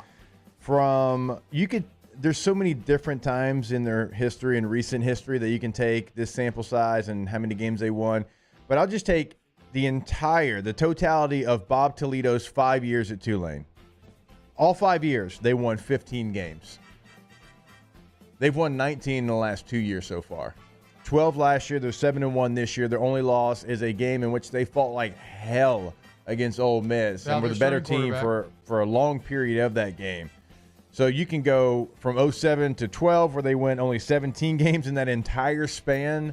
They've won 19 games in the last 2 years and still working on that resume. They go on the road and beat a good Rice team over the weekend. Just an amazing turnaround for Willie Fritz and what he's done. Remember, they were 2-10, in 21 with Willie Fritz. Yeah. And that was after going 7-6, 7-6, 6-6, going to 3 straight bowl games. You go 2-10, but then you come back and you did what you did a year ago, finished 9th in the country, and you right now are one of, if not the best group of 5 team in all of the country. Emil says we need Air Force taking an L for Tulane to get a New York 6 bid. I know. What if they went back-to-back New York 6 do you hate the troops bowls? again? No. Who hates the troops? No, Moscona hates the troops. Yeah, hey, Matt, chill out on the Air Force slander on Twitter there. He was tweeting out about how awesome the 12-team playoff would be if only we could get rid of Air Force for an actual team. So, y'all think I hate the troops? Whatever. They have 75-minute practices on Thursdays, no practice on Fridays, and they're still out there doing what they're doing. I'm not trying to take them out of the playoffs. I'm just out here trying to bang my friends' wives, okay? So you tell me which is worse, okay? And if you say the latter, well, then I think you got problems with your priorities, but that's just me. You truly hate America. Yeah, exactly. If you say the latter, you truly hate America, or you're just super insecure about your relationship. You got to tighten up.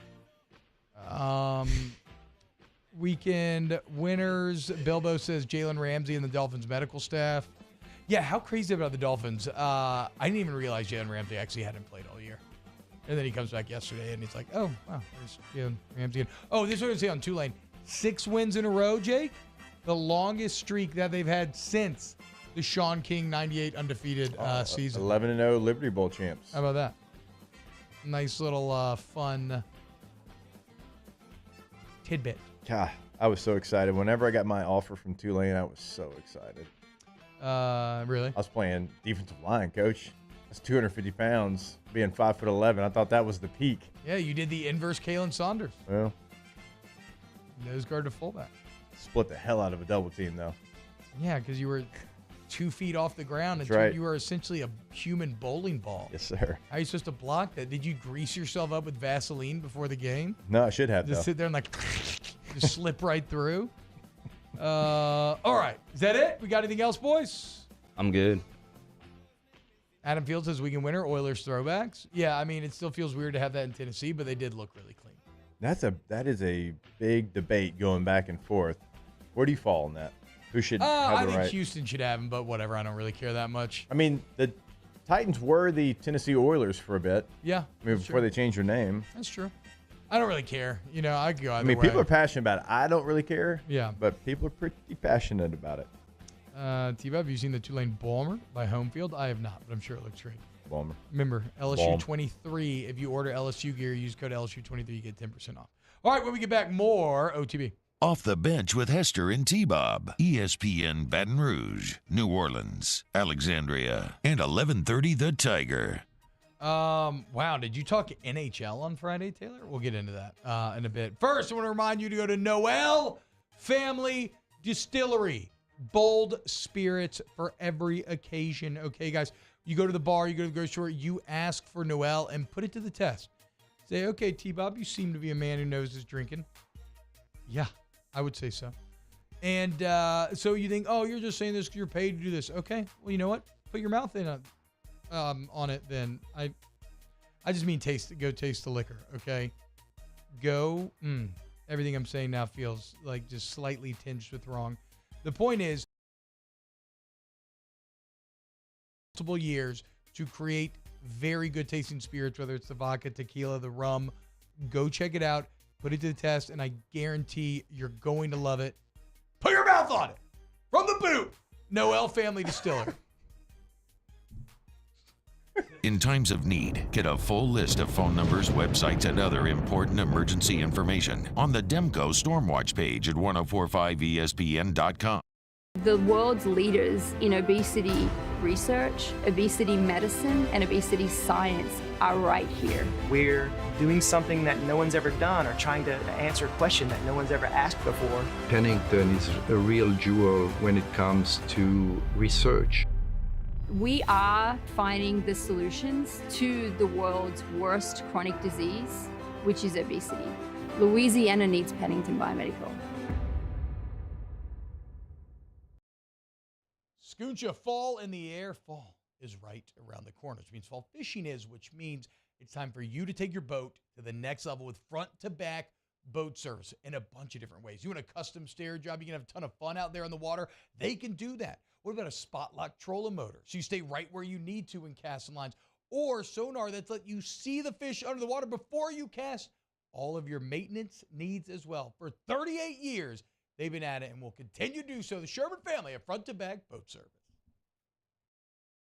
Running Boards Marketing can help you get their attention. Imagine your brand's message on a giant LED billboard truck that can't be skipped and is nearly impossible to ignore. Running Boards Marketing is the leader in effective and affordable advertising on digital mobile billboards, which are 2 times more effective than traditional billboards. With a 97% recall rate, you'll leave a lasting impression with your customers.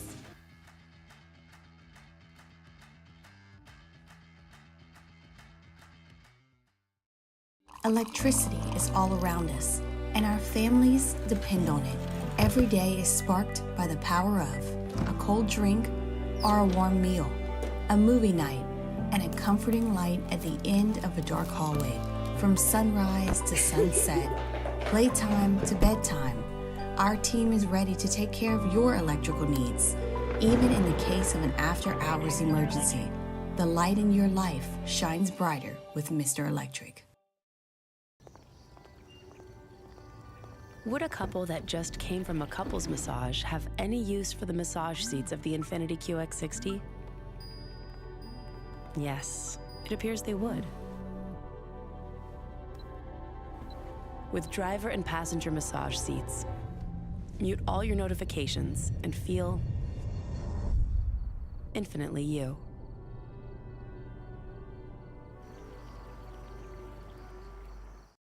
Gulf Coast Office Products is a nationally recognized Savin office equipment dealer based right here in Louisiana. Over 100 employees strong, Gulf Coast has the boots on the ground to support all vertical markets from education, engineering, legal, and finance. With the latest in office technology from desktop to production segment units, Gulf Coast and Savin have the perfect fit for you. Call 225-756-2644. Monday edition of Live at Lunch from Finbomb, Sushi Burrito, Poke Ramen at Burbank and Lee. Recapping all the college and NFL action and previewing, yes indeed, it's LSU-Bama week. That's 10 a.m. to 1 p.m. Monday from Finbomb on 104.5 ESPN Baton Rouge. I put a spell on you.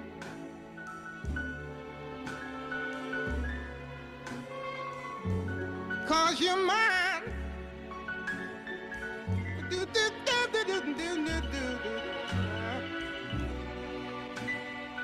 You better stop the things you do. I ain't lying. No, I ain't lying. All-Star Toyota presents Off the Bench with Hester and T-Bob. ESPN Baton Rouge, New Orleans, Alexandria, and 1130 The Tiger. I can't stand it cause you put me down. Yeah. Spell on you. Because you're mine. Yeah. That's what I'm talking about, baby.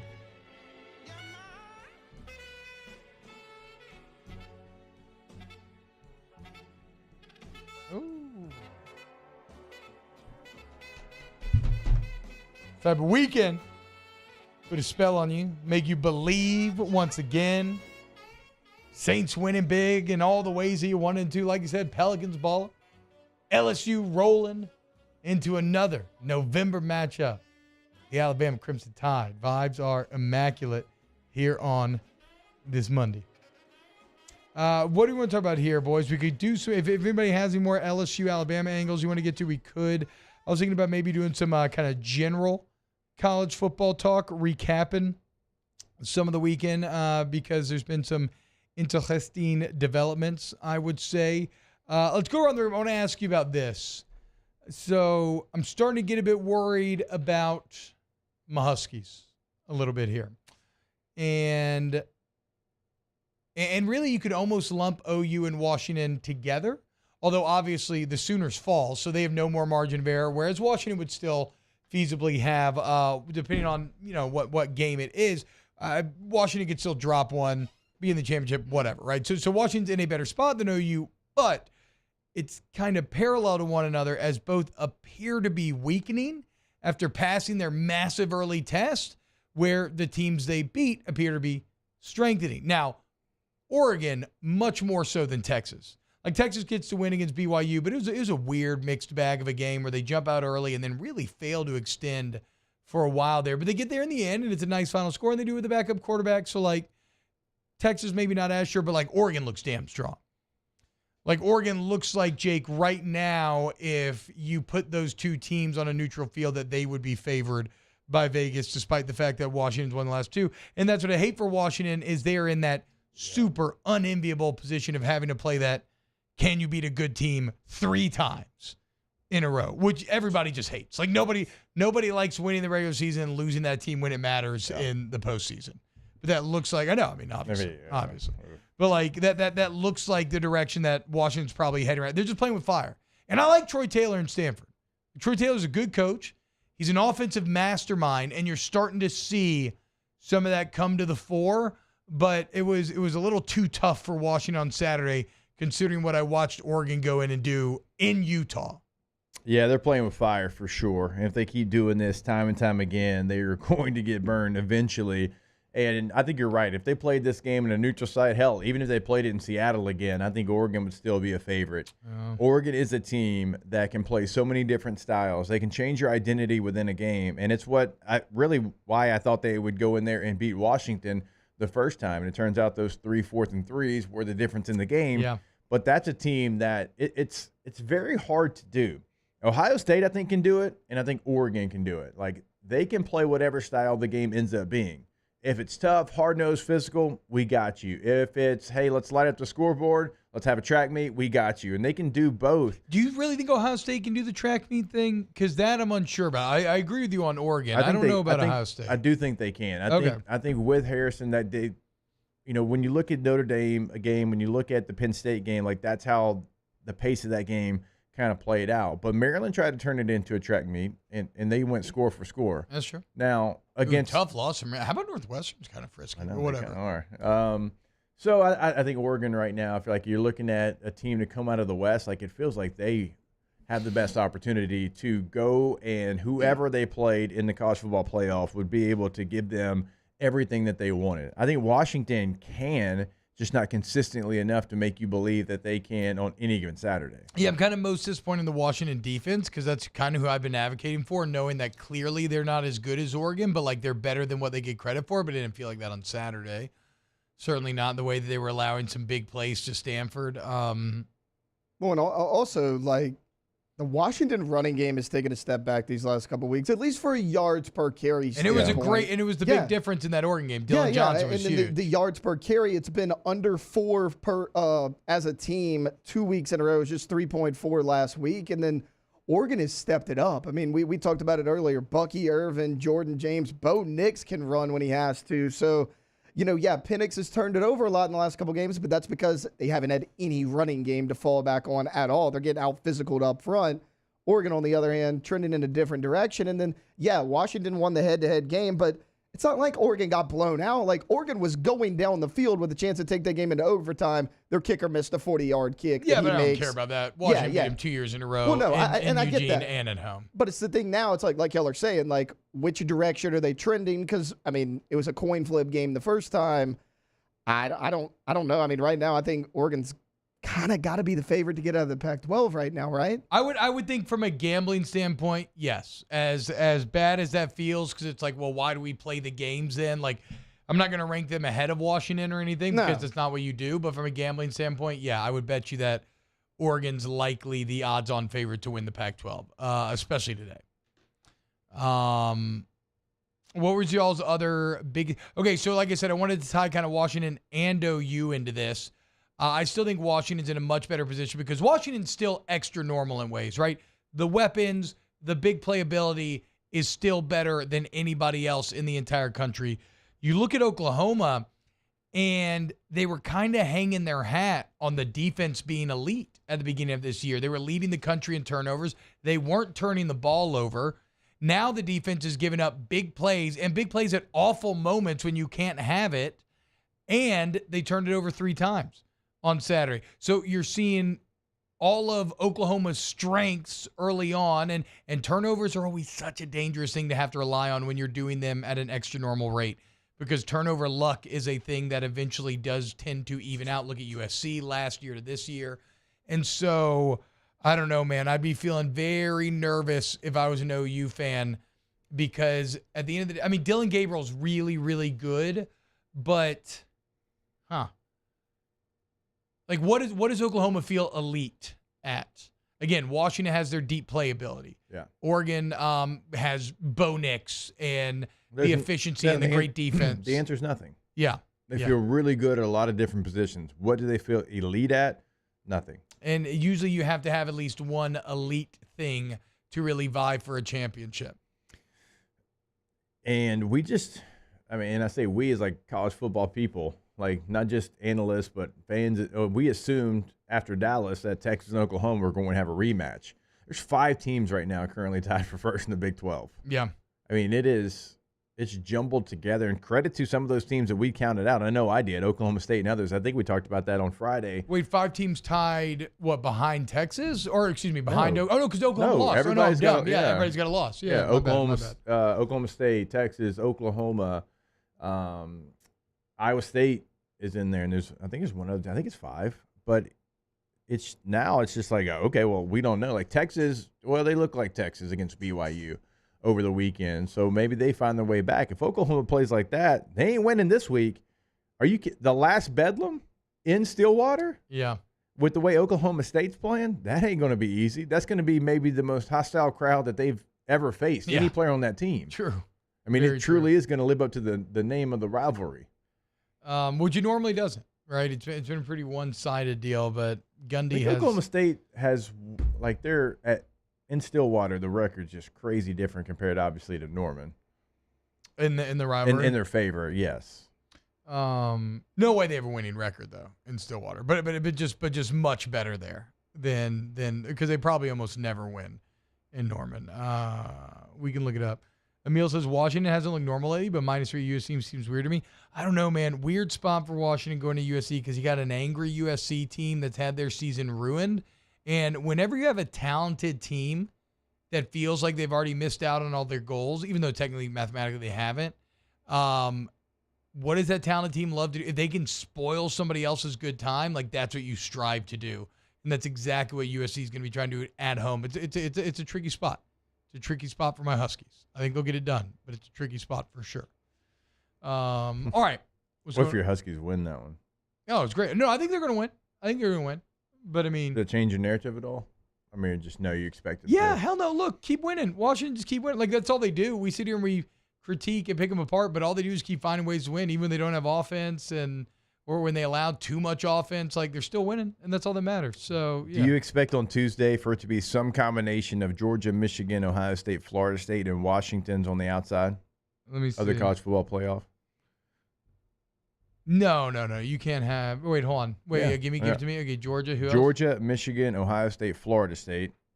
Oh, yeah, I'm fine with that. And then Washington would be on the outside. Yeah, I'm fine with that. Who would you have won?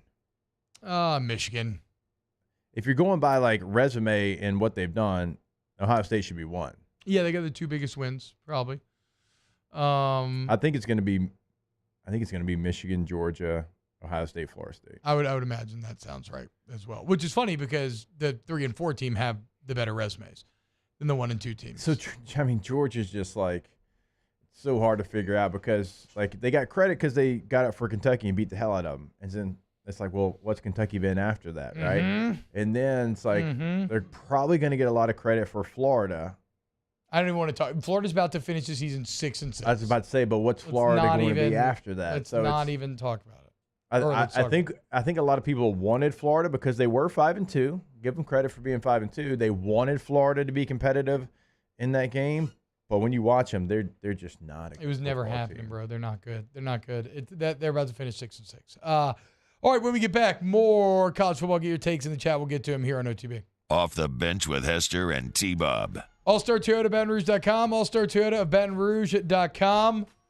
All-Star Toyota. Look, man, the thing about All-Star Toyota is it's the people that really separate, right? Whether it's the sales staff getting you exactly what you and your family need. Maybe it's a Toyota certified used vehicle or you still get warranty coverage at a great price. Maybe it's new. Maybe you're leasing. Maybe you just need to rent. You want to try some stuff out. Let the people be your guide. And when it comes to the service department, they're the absolute best. Miss Lisa Sessions and the rentals. Whatever your family needs, you need All-Star. All-Star Toyota Baton Rouge. Go to the website, reserve that vehicle today if you're looking for the rental process and you got Thanksgiving, Christmas, go ahead and get that thing scheduled. Also, you can check out the leases. T-Bob and I, we take full advantage of that. Also, full fleet available in that. And then go check out the new vehicles. Build your Toyota. Customize however you want it. You can add, you can take away, you choose the color wheel. You do every single phase of it. Do it on the website, allstartoyotaofbatonrouge.com. Our listeners fire off their opinions on the jimsfirearms.net hotline at 499-1045. Keep listening for your next chance to shoot us your thoughts with the jimsfirearms.net hotline on 1045 ESPN Baton Rouge. Follow us on Twitter at 1045ESPN to cast your vote in the Citizens Bank and Trust Poll of the Day. Vote daily inside Off the Bench, live at lunch on Palmer. And after further review, Citizens Bank and Trust brings you the Poll of the Day via Twitter at 1045ESPN. Bayou Ford is taking $10,000 off MSRP on select new 23 Ford F-150 trucks. And all new Bayou Ford vehicles come with a 1 million mile warranty. The crew at Bayou Ford is going to do right by you. When is a taco more than just a taco? When it's Government Taco. Voted best tacos 3 years in a row by 225 Magazine, Government Taco puts the most delicious spin on tacos the capital area has ever seen. With creative combinations like the Magna Carrot, the Filibuster, or the Steak of the Union. Plus perfect tortilla chips paired with the best salsa and queso you've ever had. And happy hour every day from 3 to 6 p.m. and all day on Thursday. Government Taco, 5621 Government Street. The importance of doing this fortified program and offering it to people down here is, number one, the only real chance you're going to get to do this is when you put on a new roof or build new. And through companies like HUDCO, who's kind of leading the way in this thing, it's going to offer the customers a huge advantage in the insurance market and the price of their insurance. You know, we're not looking to make a fortune off fortifying. We're trying to give you a better product than our competitor at the moment. I'm trying to do something that he can. I'm trying to give you something better. So a lot of these insurance jobs, you're getting a re-roof, you're only paying your deductible. Let's sit down and talk about the fortified and let's see what it does to your insurance premium. You're getting a steal. Yeah. You're getting a brand new roof and a fortified certificate for your deductible, essentially. And I think we're rocking and rolling.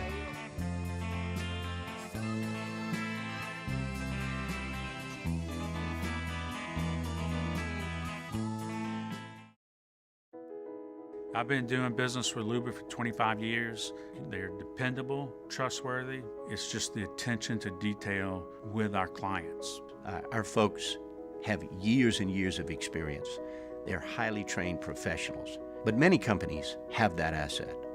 What I'd like to think makes Luba a bit different is that we use those talents in a way that truly is dedicated to serving the needs of the folks who depend on us. Dylan Cruz here to tell you about Six Rings Baseball and Softball Camp. If you live on the North Shore and play ball, go to Six Rings Camps with former LSU assistant coach Dan Canaveri. His knowledge is second to none, and your child will improve and have fun doing it. Camps were held at Coquille Park and Six Rings Academy in Covington with 4 sessions over the summer. Full day and morning only sessions are available from ages 7 to 13. Go to sixringsbaseball.com or call 985-206. Monday edition of the Hunt Palmer Show. Hunt Palmer back in the host chair. He'll recap the college football season that was, start his Alabama LSU preview, and then, of course, recap the New Orleans Saints. So hear all that here on 104.5 ESPN Baton Rouge.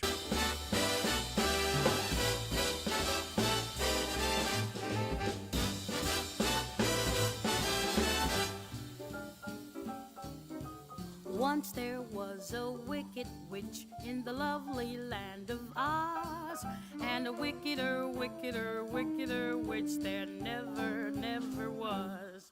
She filled the folks in Munchkin land with terror and with dread, till one fine day from Kansas way a cyclone caught a house that brought the wicked, wicked witch her doom as she was flying on her broom. All-Star Toyota presents Off the Bench with Hester and T-Bob. ESPN Baton Rouge, New Orleans, Alexandria, and 1130 The Tiger.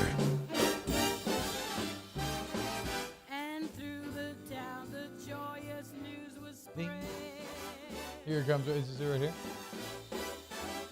Hold on.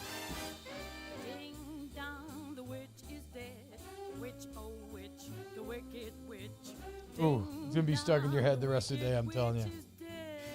Never bad having Ella Fitzgerald stuck in your head, though. Did y'all get all your costumes and everything figured out at home?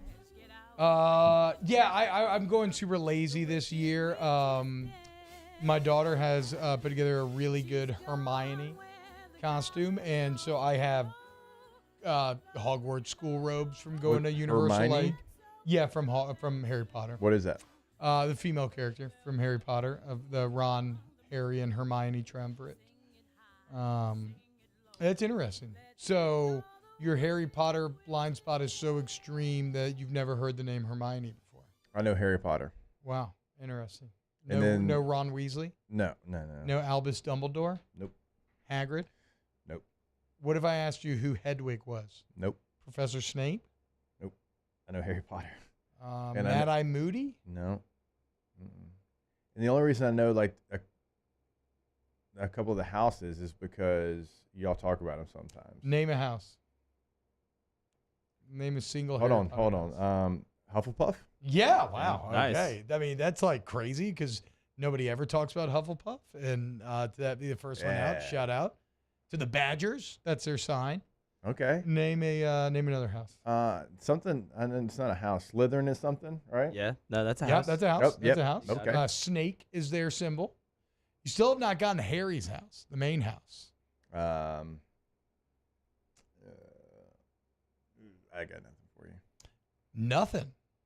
What if I told you its mascot was a mythical beast that is like The dragon? no, part lion, part eagle? A griffin. Yes.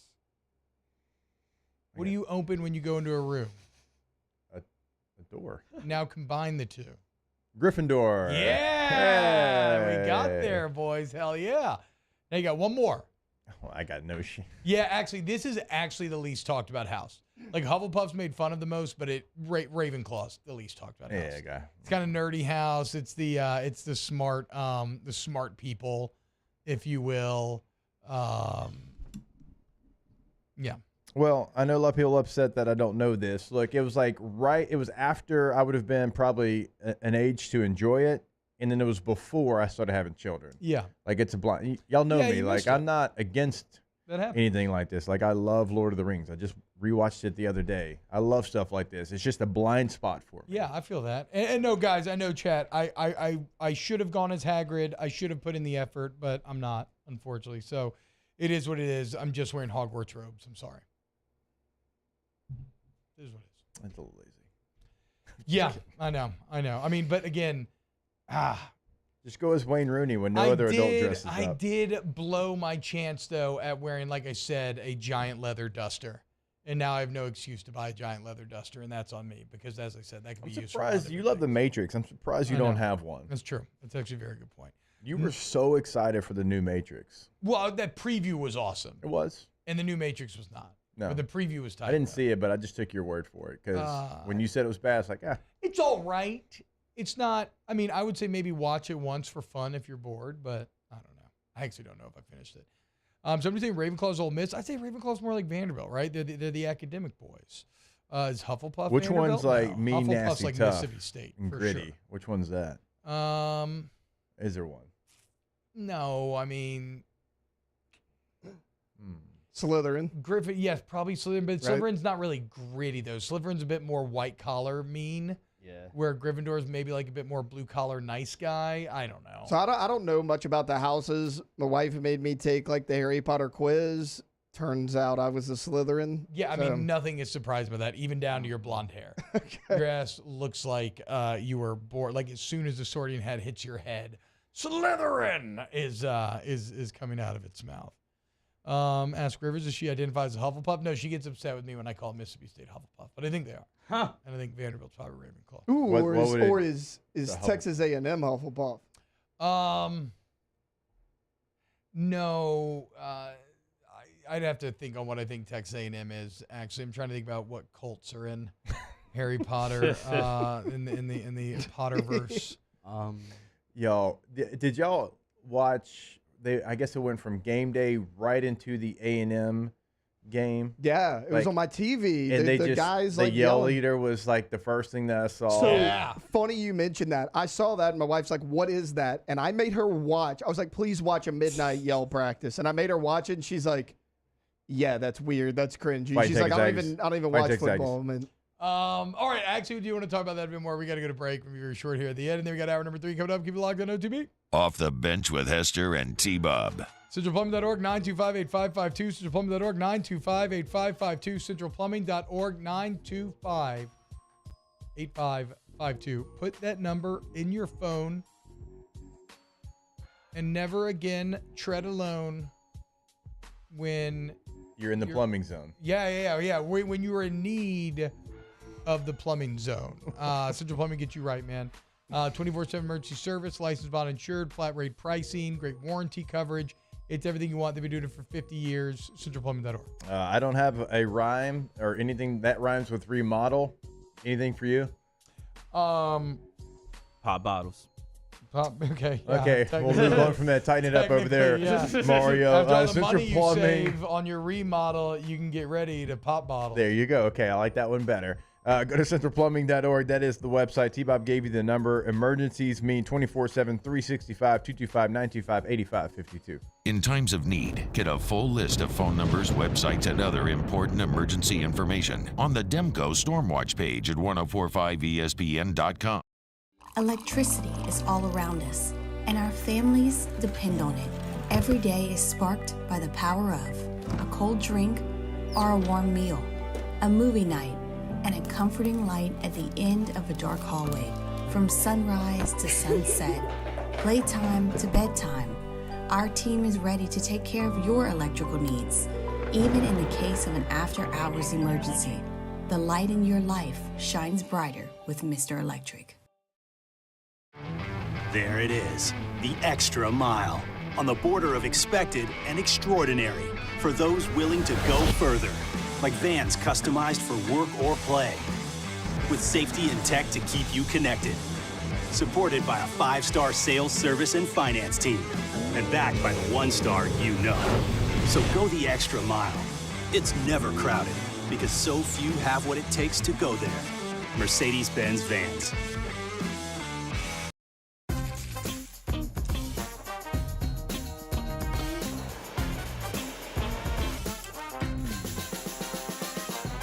The best kept secret in town is out. Discover Tallulah at the Renaissance Hotel on Bluebonnet. Bayou Chrysler Dodge Jeep Ram is celebrating Ram Power Days with $15,000 off MSRP on new 23 1500 trucks, $15,000 off, and a 1 million mile warranty. Plus, we'll pay your trade-off regardless of what you owe. The crew at Bayou Automotive is going to do right by you.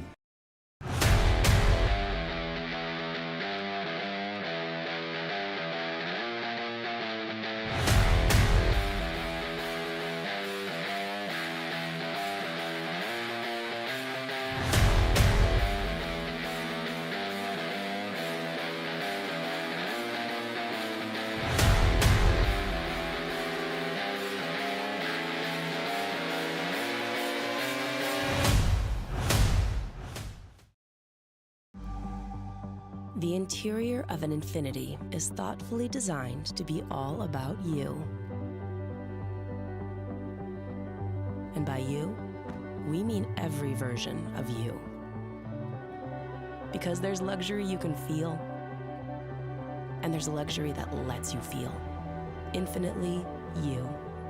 Experience luxury like never before with Infiniti Premium Care, included with the 2023 QX80 at your local retailer. Scoocha, fall in the air. Fall is right around the corner, which means fall fishing is, which means it's time for you to take your boat to the next level with front-to-back boat service in a bunch of different ways. You want a custom stair job, you can have a ton of fun out there on the water. They can do that. What about a spot lock trolling motor? So you stay right where you need to in casting lines. Or sonar that's let you see the fish under the water before you cast. All of your maintenance needs. For the Monday edition of Live at Lunch from Finbomb, Sushi Burrito, Poke Ramen at Burbank and Lee. Recapping all the college and NFL action and previewing, yes indeed, it's LSU-Bama week. That's 10 a.m. to 1 p.m. Monday from Finbomb on 104.5 ESPN Baton Rouge.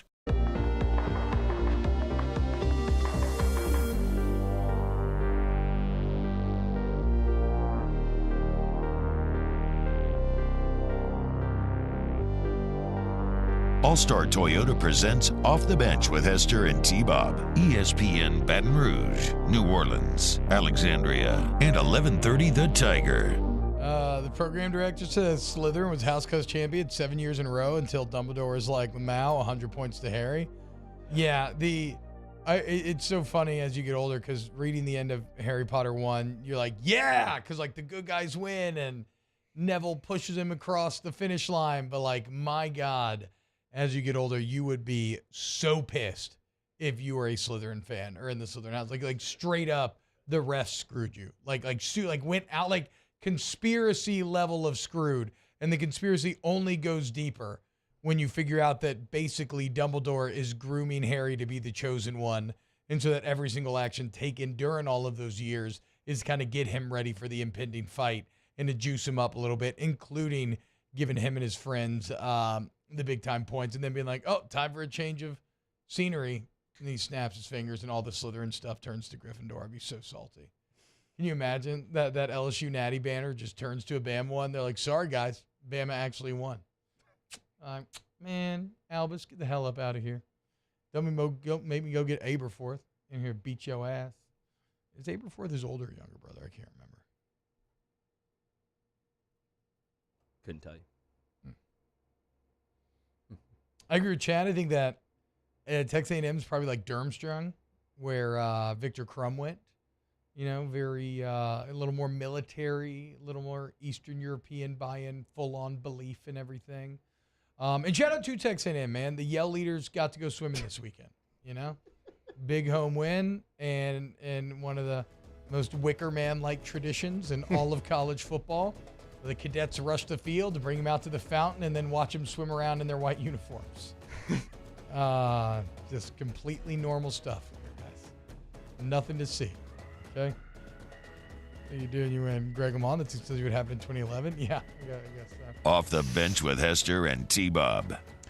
Accutemp of Baton Rouge, AccutempBR.com, Accutemp Baton Rouge, AC, heat and electrical needs. You want Accutemp of Baton Rouge. Again, I apologize for the short segment. I do not apologize for the short wait that you will have when you have to work with Accutemp, because they're out there immediately. They work around your schedules. The customer service, y'all, is going to blow your mind. They say service to the highest degree, but it's not just lip service. When you experience it for yourself, you're going to be like, oh, okay, I see what you meant now, T-Bob. And you'll never go anywhere else. Accutemp Baton Rouge, AccutempBR.com. Remember, you can schedule your appointment right there on the website. So if you're already at work and you know your system's been acting up, or even if you're like, okay, I probably need some maintenance on this thing, because eventually, I promise, one day, hopefully in the near future, you'll turn on the heater. Make sure that your system is working like it's supposed to, making sure that it is tuned up like it's supposed to be tuned up. Schedule that appointment online today, top right corner of the website, AccutempBR.com, AccutempBR.com. Gulf Coast Bank and Trust is giving our customers the power to bank anywhere, anytime during this challenging event. And we're right there with you. Our mobile banking app is a smart way to manage your money and time. Gulf Coast Bank and Trust, the bank that cares about you. It was a humid day, barefoot children play, looking for that summer shade. Time just slips away. Oh, Louisiana, some kind of hold on me. Like cypress stumps, your roots are planted deep inside of me.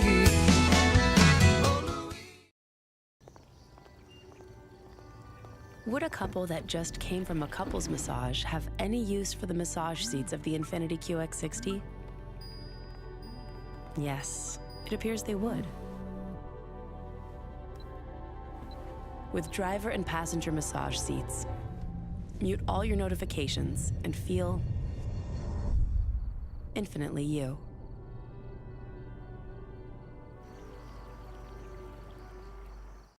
Gulf Coast Office Products is a nationally recognized Savin office equipment dealer based right here in Louisiana. Over 100 employees strong, Gulf Coast has the boots on the ground to support all vertical markets, from education, engineering, legal, and finance. With the latest in office technology, from desktop to production segment units, Gulf Coast and Savin have the perfect fit for you. Call 225-756-2644. That's 756-2644 for Gulf Coast Office Products. I've been doing business with Luba for 25 years. They're dependable, trustworthy. It's just the attention to detail with our clients. Our folks have years and years of experience. They're highly trained professionals. But many companies have that asset. What I'd like to think makes Luba a bit different is that we use those talents in a way that truly is dedicated to serving the needs of the folks who depend on us. Dylan Cruz here to tell you about Six Rings Baseball and Softball Camp. If you live on the North Shore and play ball, go to Six Rings Camps with former LSU assistant coach Dan Canaveri. His knowledge is second to none, and your child will improve and have fun doing it. Camps were held at Coquille Park and Six Rings Academy in Covington with 4 sessions over the summer. Full day and morning only sessions are available from ages 7 to 13. Go to sixringsbaseball.com or call 985-206-9096. Learn the game to love the game. At Relief Windows, we're more than windows. We're windows, doors, hardy plank, and vinyl siding. But our number one product is always customer satisfaction. Visit us online at reliefwindows.com. Oh, by the way, we do shutters too.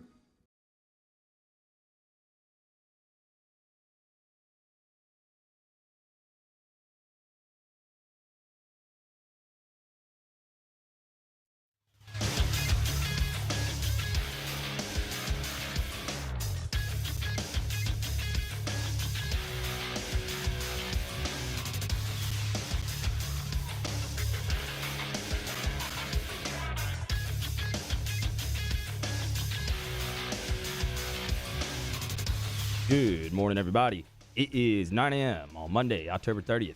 Today in Baton Rouge, expect cloudy skies with a high of 73. Coming up on OTBOT, we talk to Hold the Mayo at 9:15. You can follow us on Twitter, Instagram, and TikTok at OTB_ESPN, or catch us on YouTube at the 104.5 ESPN channel and subscribe for daily content. Hour number 3 of Off the Bench, live from the Mercedes-Benz of Baton Rouge studio, starts now. Let we go! All-Star Toyota presents Off the Bench with Jacob Hester and T-Bob Hebert. Yeah. Off the Bench with Hester and T-Bob. Hey, Peter said I got to come off the bench. All-Star Toyota presents Off the Bench with Hester and T-Bob. Yo, yo, yo. Charlie Bacon.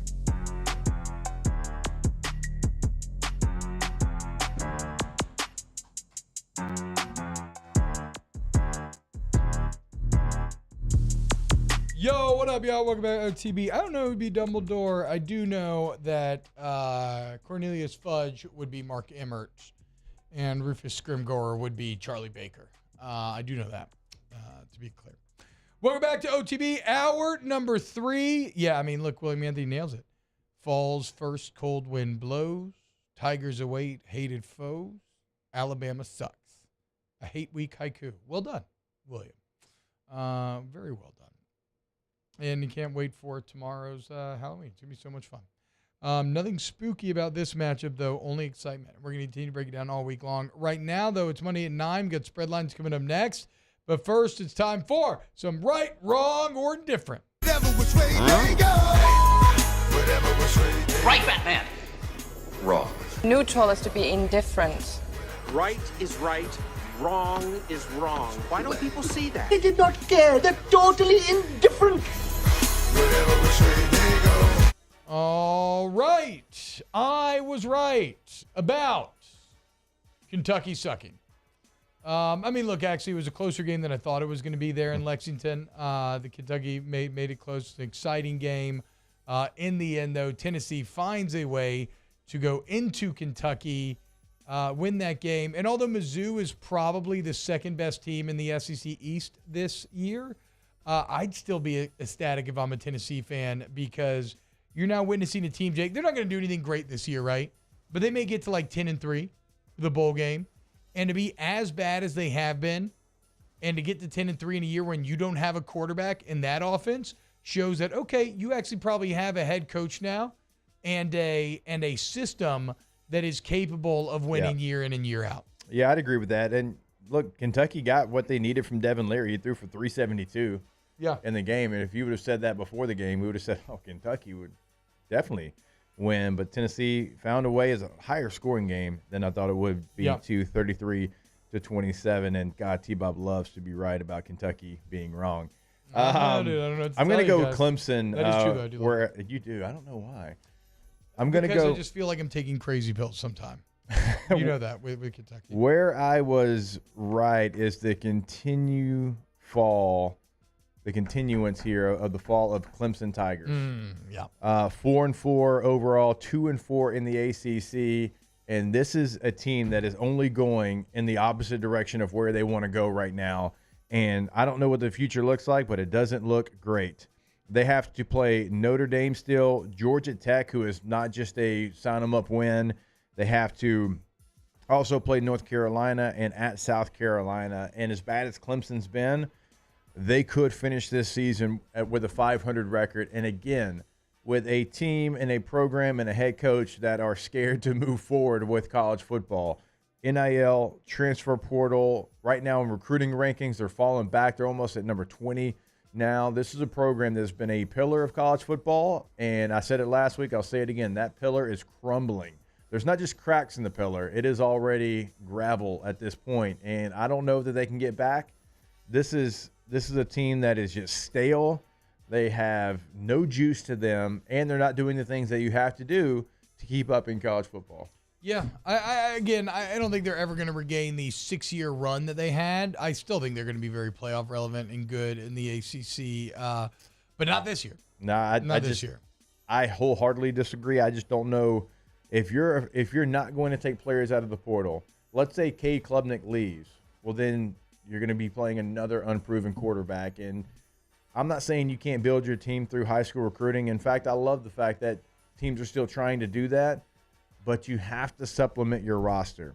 You're at a place like Clemson. You lost too many guys to Sunday. You have to supplement those guys with veteran guys like every other team's doing right now. I think they probably will. They have to. I think they will. Dabo's been, he's only taken 2 since the portal's been open. Oh, no, I know. But, I think he's going to have to, like, if he can't change his tune after this year, then you actually are done. I'm just giving him the benefit of the doubt that he will. But maybe he doesn't deserve that. So I didn't have the best college football weekend in terms of picks, but I was right about this Texas A&M South Carolina game. I know we were just laughing at the Aggies, rightfully so, but I've just been very unimpressed about South Carolina this season. And we were talking about it with Taylor and Caroline on Wednesday when y'all were out. The Gamecocks' only wins this season have come against Furman and Mississippi State. And I know Rattler, it's not necessarily all his fault, but as a team, they just did not perform to expectations. So I was right about that one. It definitely ain't Rattler's fault. Rattler's the only guy on the team with a pulse. It's that offensive line. They lost too much to the transfer portal. Word on the street is they're like almost dead last in NIL funding in the SEC. That's why you have guys like Jordan Birch leaving in the offseason when they had so much juice to go to FSU. It's it's a rough time in Columbia. Yeah, just coming off of last season, seemed like they had momentum with the wins against Clemson at the very end in Tennessee. But let's also be clear about the fact that A&M should win that game. For sure. Like they're at home. They're a much, much, much more talented team than South Carolina. If A&M would have not won that game, that would have been an absolute disaster for Jimbo and company. What you got, Taylor? Yeah, I was right about Bo Nix. Coming into this year, we talked about it. I was saying that he was probably one of the most underrated guys in college football. We were talking about where these guys rank in the Heisman Trophy hierarchy, and Bo Nix is never on it. But look, another solid game, 24 of 31, 248, 3 touchdowns. He now has 24 touchdowns to only 1 interception this season, which is a really good touchdown-to-turnover ratio. So shout out Bo Nix. Is it? I'm going to have to go to the judges here, Jake. Can you get it right about saying Bo Nix is a good quarterback? Like, does that feel like, I don't know, Taylor. You want me to go Oregon as a whole? I picked them to win the Pac-12. Okay. I like that better. I like that better. I like that better than Bo Nix. I've never been wrong, so I'll answer for Taylor here. He was just dead wrong about Oklahoma. I was. We all had a nice laugh about it, but yes, I was wrong about Oklahoma. He was getting very defensive in the group chat this week, and as we all immediately started crapping on him within the first 5 minutes of the game. How did that end up go? 2-2. Mario, what'd you pick? I picked Oregon State. Bums. Jeez. I know. There were crickets after that one, but it's okay. Well, because you went first. Well, it was probably pretty late. Yeah, I don't think I made it to the end of that one. Me and Jake are going to have to use. It started at 9:30. Me and Jake are going to have to start using our executive veto power in some of these picks. Because our shit. Yeah, they always do, don't they? Except I don't remember when they don't. Hey, you guys will be happy to know this. I made some other bets, and I went 5-3 this weekend. I don't care. I don't care. I said that just to make you mad. Can't wait to put Mizzou in the parlay this weekend. It's the same way that like Steve Jobs started Apple and then had to get and they got pushed out. Like you created the pontoon parlay, but we're about to make a board. We're about to make some board. Look, I get it. I've lost 2 weeks in a row. I'm 4-4 on the year. I don't care. We're fine. Stop. We'll bounce back. I got the Shut same up. record as Shut Deion up. Sanders. Shut up. I don't care. Minus 15.5, Georgia, by the way. I was wrong about the Saints. I thought they were done for when it got to 17-7. I was tweeting like a coward. I was very angry. I hated Dennis Allen. I hated Derek Carr. I hated everything. And then the offense came and thankfully and proved me very wrong and ended up being fantastic in all of the ways in which I was complaining. And I'm not saying you like carry everything forward and say, oh, now this team's arrived, they're going to do this for the rest of the season. But it's impossible not to feel better. You should feel better, and you should celebrate what was a really good road win in the NFL, again, in which the things you wanted to see all happened. Like maybe you did unlock some stuff that you're going to carry forward there.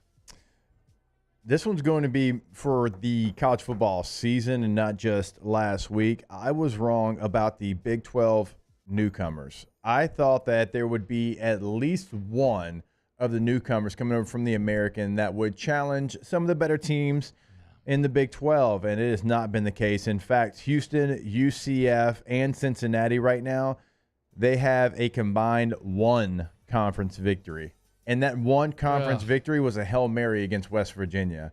They are a Hail Mary away from from being 0-15. BYU's 2-3. They're the only one that has even really done anything, and it hadn't been great either. They're 5-3 overall, but Houston 3-5, UCF 3-5, Cincinnati 2-6. And Scott Satterfield leaves Louisville to go take that job, and probably because he was asked to go take that job.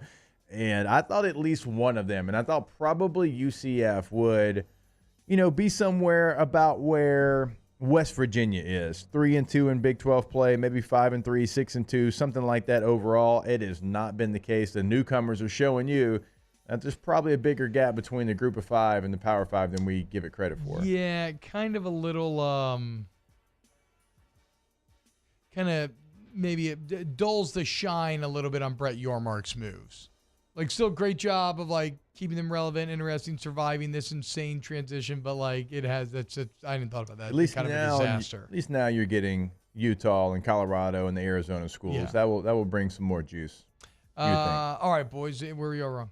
Real quick, I've kind of alluded to it already, but I missed on my pick in the parlay, which was Oregon State -3 against Arizona. They've really exceeded expectations this year at Arizona, like y'all were talking about. And I can't help but think of that USC game too, that they lost in overtime.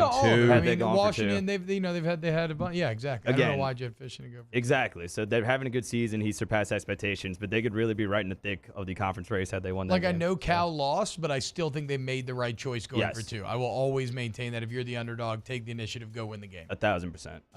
Taylor, what about you? Well, you already took mine, sure, but I thought Oklahoma was going to handle Kansas. I thought they'd win around 10-14, and they got upset. You are our Jonah. We're going to throw you into the ocean to be swallowed by the whales. It's fine. Look, Oklahoma was picked to win. That's why it's called an upset.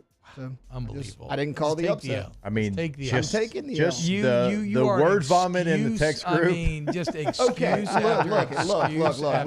We can address that. Okay, I'm taking the loss. I was just explaining why you picked it because y'all were all like, "I don't Eat care. it, Taylor. Go play in traffic. You suck." All this. Yes, come on, guys. you. Let's relax a little bit. Okay, No. yes, I got the pick wrong. It's not that big of a deal, guys. It's okay. Maybe my mom's calling Taylor out. I just Jake's mom. So what we'll do is Jake's mom will pick for me this weekend, and the random guy on Twitter will pick for Mario. They know more about football than we do, so they'll do it. My mom might actually know more than a lot of us. I love Jake's mom said, "Who's old boy that picked Oklahoma? Because he ain't allowed another vote again."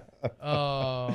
Yeah. She does. She plays the pontoon parlay every week. I just like to be able to demean you and call you Jigsaw when I'm mad. When you said that the first time, I thought it was funny. I enjoyed it. All right, and then Indifferent. Look, I'm kind of indifferent, like I said, on Washington. I hope I'm right, but we'll see where they're going. I'm indifferent on UGA. Yes, you beat Florida. Yes, you beat Kentucky. The games that you probably got up for more than any other game. I'm not sure just because of who you have not played, not even who you've played, who you've not played.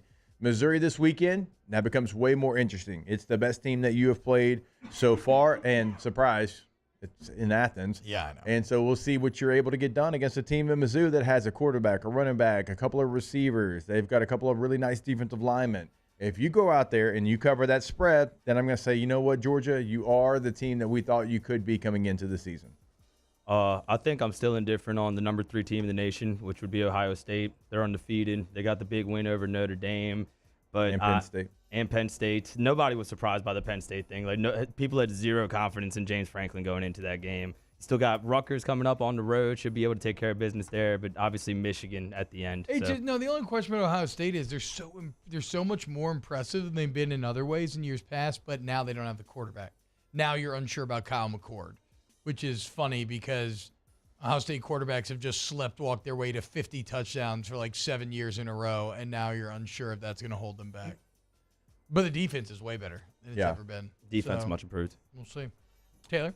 Yeah, I'm still indifferent about Florida, and make no mistake about it, I think Florida's going to be bad. They're probably going to go 6-6, like you said earlier, but their season's just been kind of weird. I mean, they blow out Tennessee, then they get blown out by Kentucky. They fared about how most people expected against Georgia. It's like, I don't really know what to make of this team. That's the thing about Florida that you got to be honest with yourself about.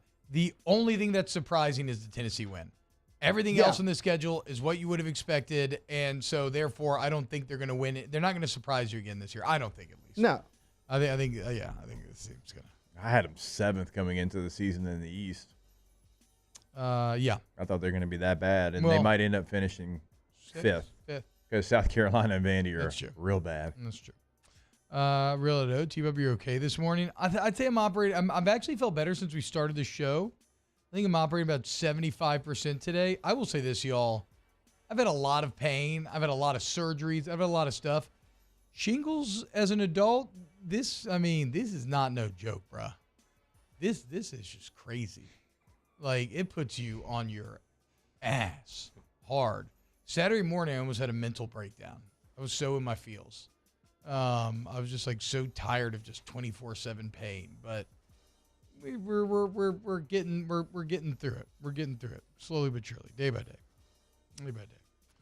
I think the Nutcracker rehearsal last night was like the first physical thing that I've done in forever, and it felt okay. Except when all my little kids were just punching and kicking me in the chest and back the whole time. Like, ouch, guys, not today. How about them Pels, man? I know, Rinkus. I know. Go back to hour 1. We actually opened talking Pels in the second segment of the show. Flocka. I would say won't bow down, but I hate that saying because all the Pelicans did was bow down that entire season. Yeah. It was such a poorly chosen What's slogan. what's the one this year? I don't know, actually. What is it? If Mario doesn't know, none of us know. How about this? Let's effing go. Okay? Like, who cares? Get out of here. I don't care. Definitely not flock up. How about stay healthy? Hashtag stay healthy. For the game stay tonight. Healthy on 3. 1, 2, 3. Stay healthy. They just have hashtag Pelicans with the logo, so I don't think there is one for now. Okay. All right. When we get back, let's talk to our guy. Hold the mayo for some spread lines. Keep it locked, OTB. OTB. OT. Get Gordon and get it done at Get Gordon on social media. The Instagram really is a treasure trove of great content in multiple different ways. First off, you can see interviews with all the different lawyers that work in the office, right? So you can get to know those who are going to be fighting for you and getting you what you deserve. You can also watch sit-downs like the Grubwood G Series with your favorite athletes that are on the G team, the guys that are about to write their legend this week. And remember, the win last year is what put Jaden Daniels on the G team because it's all about showing up and getting that return when it matters. And that's what Gordon McKernan injury attorneys do. And remember, when you see the giant billboard with the statue with the pumpkin head, appreciate the spelling of Gordon, Gourdan. 225-888-8888. GetGordon.com is the website. Past client results, cases they can handle for you. You can meet the team on the website as well. So if you can't get to the phone, it is a great resource for you, GetGordon.com. But if you can get to the phone, area code in Louisiana, followed by 888-8888. Our listeners fire off their opinions on the jimsfirearms.net hotline at 499-1045. Keep listening for your next chance to shoot us your thoughts with the jimsfirearms.net hotline on 1045 ESPN Baton Rouge. Scooncha, fall in the air. Fall is right around the corner, which means fall fishing is, which means it's time for you to take your boat to the next level with front-to-back boat service in a bunch of different ways. You want a custom stair job, you can have a ton of fun out there on the water. They can do that. What about a spot lock trolling motor? So you stay right where you need to in casting lines. Or sonar that's let you see the fish under the water before you cast. All of your maintenance needs as well. For 38 years, they've been at it and will continue to do so. The Sherman family of front-to-back boat service. There it is, the extra mile. on the border of expected and extraordinary for those willing to go further, like vans customized for work or play, with safety and tech to keep you connected. Supported by a 5-star sales, service, and finance team, and backed by the 1-star you know. So go the extra mile. It's never crowded, because so few have what it takes to go there. Mercedes-Benz Vans.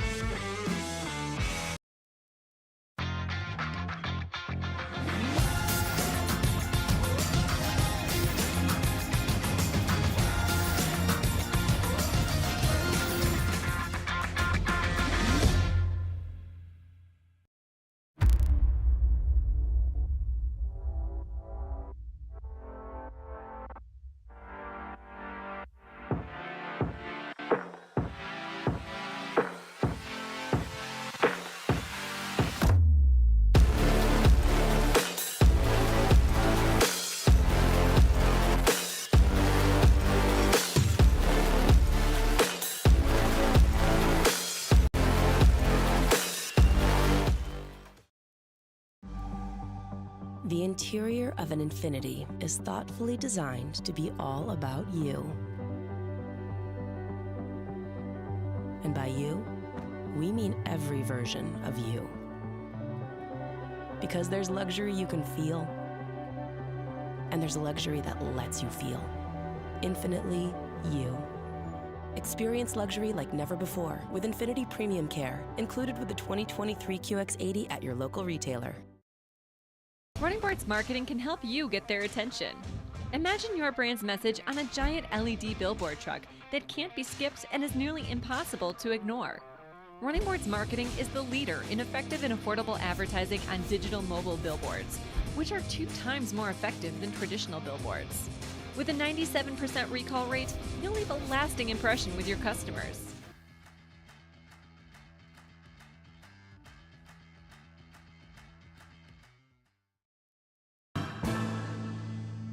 His name was Cain. He had a horse along. The Monday edition of the Hunt Palmer Show. Hunt Palmer back in the host chair. He'll recap the college football season that was, start his Alabama LSU preview, and then, of course, recap the New Orleans Saints. So hear all that here on 104.5 ESPN Baton Rouge.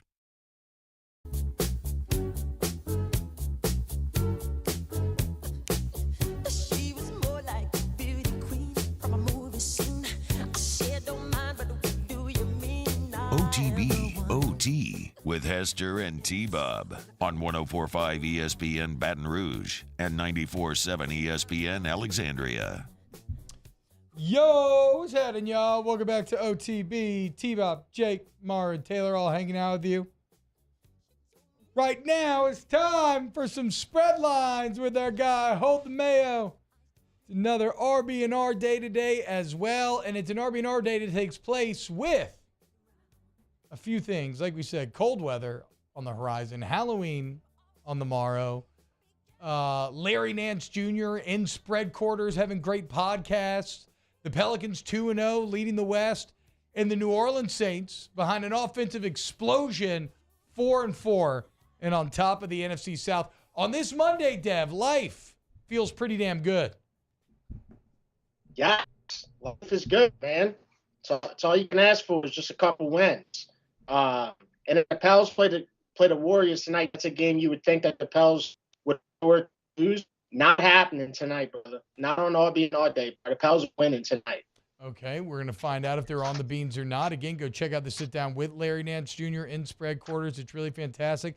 I thought it was pretty fascinating to hear him very openly talk about how much fun the beginning of last year was, because normally players are a bit less committal than that. But yeah, when they were whooping everybody's ass and beating the Suns and everything, here's to hoping that tonight's game could be something like that as well. The only thing that remains untight appears to be Cox Communications, Dev.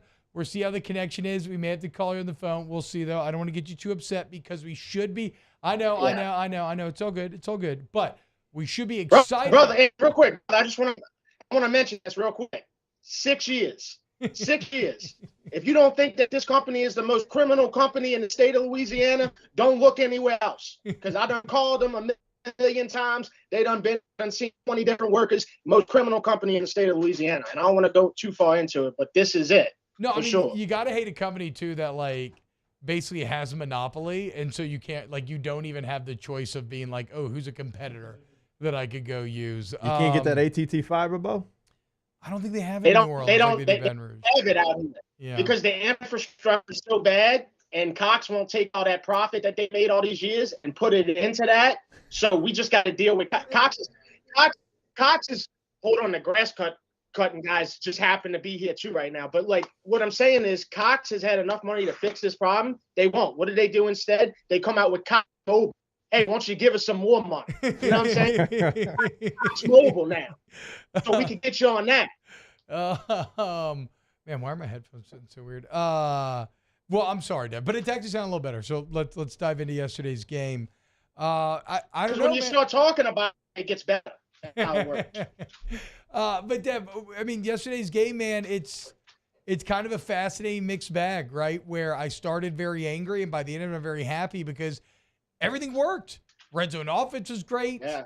All the weapons were used in concert and in creative, exciting ways. People scored who you wanted to see score. You weren't just checking it down. You came up with chunk plays. You had another big play in the game. Like, what was I want to start here because your new post-game show is killing it. Everybody loves calling. It's very funny. And so I love getting the true temperature of the Who Dat Nation. What was the temp yesterday? Well, you know, I'm always excited no matter what because I'm just a fan. But I like, and I'm a very almost gullible fan, right? Because all I need to see is the Saints win. You know what I'm saying? And I'm back in. And that's kind of how I was feeling yesterday after the game. And everybody that called me, for the most part, like, they still not sold on Derek Carr. Like, even after such a great game, his best game of the season, like, hands down, they still not sold. Like, they want to see, like, 2 or 3 games in a row of it. You know, and I don't like this, but it's also, like, I'm in the car. You know what I'm saying? Like, we 4-4, bro. Like, I'm in the car. We tied for first in the division. We about to play a bunch of backup quarterbacks. You know, like, this, we should be 7-4. When we go play, who is it? When we go play Detroit, we should be 7-4. But you know how that goes with the Saints. You can't really like look ahead on the schedule. Well, that's what I was going to say. Like, I'm not telling anyone that they should fall for it again. That the Saints are something going to be awesome now. Derek Carr is going to be great. But like, if you can't sit back and enjoy yesterday, then what the hell are we doing this all for? Like, if you're still just going to be pissed off and angry after yesterday, well, then come on, you got to start to enjoy the journey a little bit. Like. If you're going to suffer the pain that comes with the bad Sundays, don't be afraid to lean in and let yourself feel good after the happy Sundays. Well, and then here's the thing for me, like you said in the beginning, like we use like the playmakers we know that we had. That's the ones that were scoring. That's the ones that were getting the ball. Taysom Hill came in there with a hammer, like Thor. Went into Lucas Oil with a hammer, put it over his head and slammed it on the ground and demanded respect and appreciation, bro. And that's what you want to see. Like when I saw Taysom get that 2-yard touchdown, I was like in my head, I was like, bro, the Saints are gonna win this game because these are the things that happen when the Saints win. Like Taysom just going off. It's all about how they use the him, Kamara too. angle route too. For me, that was that moment. Yeah, I mean that's part of it too. Like how are they utilizing the players that they have? Like utilizing Alvin Kamara on an angle route. Like that's what he does really well, but you don't see it very often. Using Taysom in the right way. Like he does a lot of things really well, but you typically don't use him in the right way. And so I thought yesterday was like the perfect example, Deb, of what this team could be if they stay consistent with who they are. And the offense was flowing, man. Like you can't, like if there's ever a game to say, man, you know, thank you, Pete. It had to be yesterday because, I mean, the offense was flowing. There was really no uncertainty. You know, everything was kind of happening. And even the things, looked good, you know, like they even tried to throw the slant. Of course, still can't throw the slant, but we tried. We tried. Yeah, they at least went for it. So I mean, I can't complain, man. Can't complain. Gray Bear says 9-8, and it's like, okay, maybe 9-8, but 9-8 win the South. And you know what? Beggars can't be choosers. I'll take an NFC South division title whenever you can get an NFC South division title. And the one thing I'm a little nervous about, boys, how do we feel about Heineke's playing for the Falcons now? If he becomes a starter, because I've always felt like Heineke is. Look, man, you can all you want, but like Heineke feels to me way better than Desmond Ridder. No, he is. He is. But, it's also like, okay, you're going to bring in – what week are we in? We in week 9, and now you're starting to play Heineke. You could tell that, like, there's, like, no stability in that team as far as the quarterback. That's true. I think the Saints, like, what's showing right now is how the other 3 teams in the division, like, how they kind of lack at that quarterback position. And as of this week, we kind of trending upwards, know, or you would hope. You just need to see it a few more times from Derek Carr. But, dude, I mean, the deep ball to Shaheed, bro, like, we needed that 58-yard touchdown. Like, we needed life support. That was what you wanted to see as a fan. Jake, what was your favorite takeaway from the Saints game yesterday? There was no check down Charlie or check down Derek as we know it. Over 11 yards per attempt, Dev. I mean, that was a big story in the game for me because, like we saw against the Jags, it was hit the back foot, throw the check down. And there was a couple of completions early to Kamara. I'm like, oh, man, don't fall back into this. But, no, they actually pushed the ball down the field. That, like, if the Saints want to be the team that they can be, they have to do that. They have the weapons. You've got one of the fastest players in the NFL. You've got a first-round receiver in Olave that can run any route, and you've got a possession receiver in Michael Thomas. You have everything that you have to be able to have a full route tree on every play, but your quarterback has to be able to go out there and take those chances. Yeah, and the O-line played good, Yeah, dude. I mean, let's roll, bro. Like, you showed the Bears last night, bro. Like, you don't win that game. Can't be losing the Bears. You don't win that game at home. That's another thing. The Dome needs, like, I feel like the Superdome has heard enough criticism about the type of music they play in, this Abercrombie and Fitch stuff. It's just not the vibe. It hasn't been there. I feel like when we come back this next week, the vibe's going to change. It's going to be better. I mean, you can't mess this up, bro. You play Louisiana rap music, and, it's not hard. Yeah. You got to make the environment feel a little better, bro, so where the people can get into it. I know the Saints were kicking a lot of field goals and stuff like that, so that always hurts. Determines it. Yeah, but I mean, we back. That was one thing that I was very excited to see yesterday. Now, credit Groupie for hitting that last one, but I was so excited to not really have to think about Blake Groupie for basically the entire game. And that's not a shot at Groupie. I know a lot of people accuse me of taking a lot of shots at Groupie because I still kind of question the overall decision there, but it just felt so good to not have to have any of the added frustration of, Groupie missed or Groupie this, like the finishing touchdowns, finishing in the red zone, exactly what they needed. So Saints feeling pretty damn good. Give me your main Pels takeaway from the weekend there, Deb. I mean, dude. I know. The Pels. The Pels, they look exactly like they looked last year when we had that 20-something game run. Like, there's no discrepancies in it. You know what I'm saying? Like, this is the same pretty much team. I love it, bro. I love it. And Zion Zion's been playing solid, but, like, Zion ain't even taken over yet. Like, the Pels are going to be good, bro. I wouldn't be surprised if the Pels are, like, after 10 games, like 8-2, something like that. The Pels look really good. Matt Ryan on the beans, like, dude, Matt Ryan, bro, former DoorDash driver. I mean, that's the story, and it's exactly what the Pels need. They need a guy that can shoot the ball from deep, bro. Every NBA basketball team needs a white guy that's got a stroke, bro. That's true. And we just found this guy, Matt Ryan, bro. I'm all about it. And it's finally Matt Ryan that, New Orleanians can cheer for. And we kind of talked about earlier, suddenly, when you get Trey Murphy back, you're kind of like, okay, actually, do we have enough shooting? Right? I mean, like, are you good there? Hawkins looks good.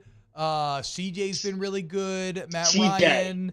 You got Trey, and then Herb's been good. So it's like, okay, maybe you actually have the spacing required to then let Ingram and Zion operate all up in the middle and make everything else happen. Dev, what do you do for Halloween tomorrow? Anything special planned? Anything spooky planned for RB&R Day today? No, nothing really in theme because I'm just like, I'm probably going to try to get in the blender tonight. Okay. To see the Pels.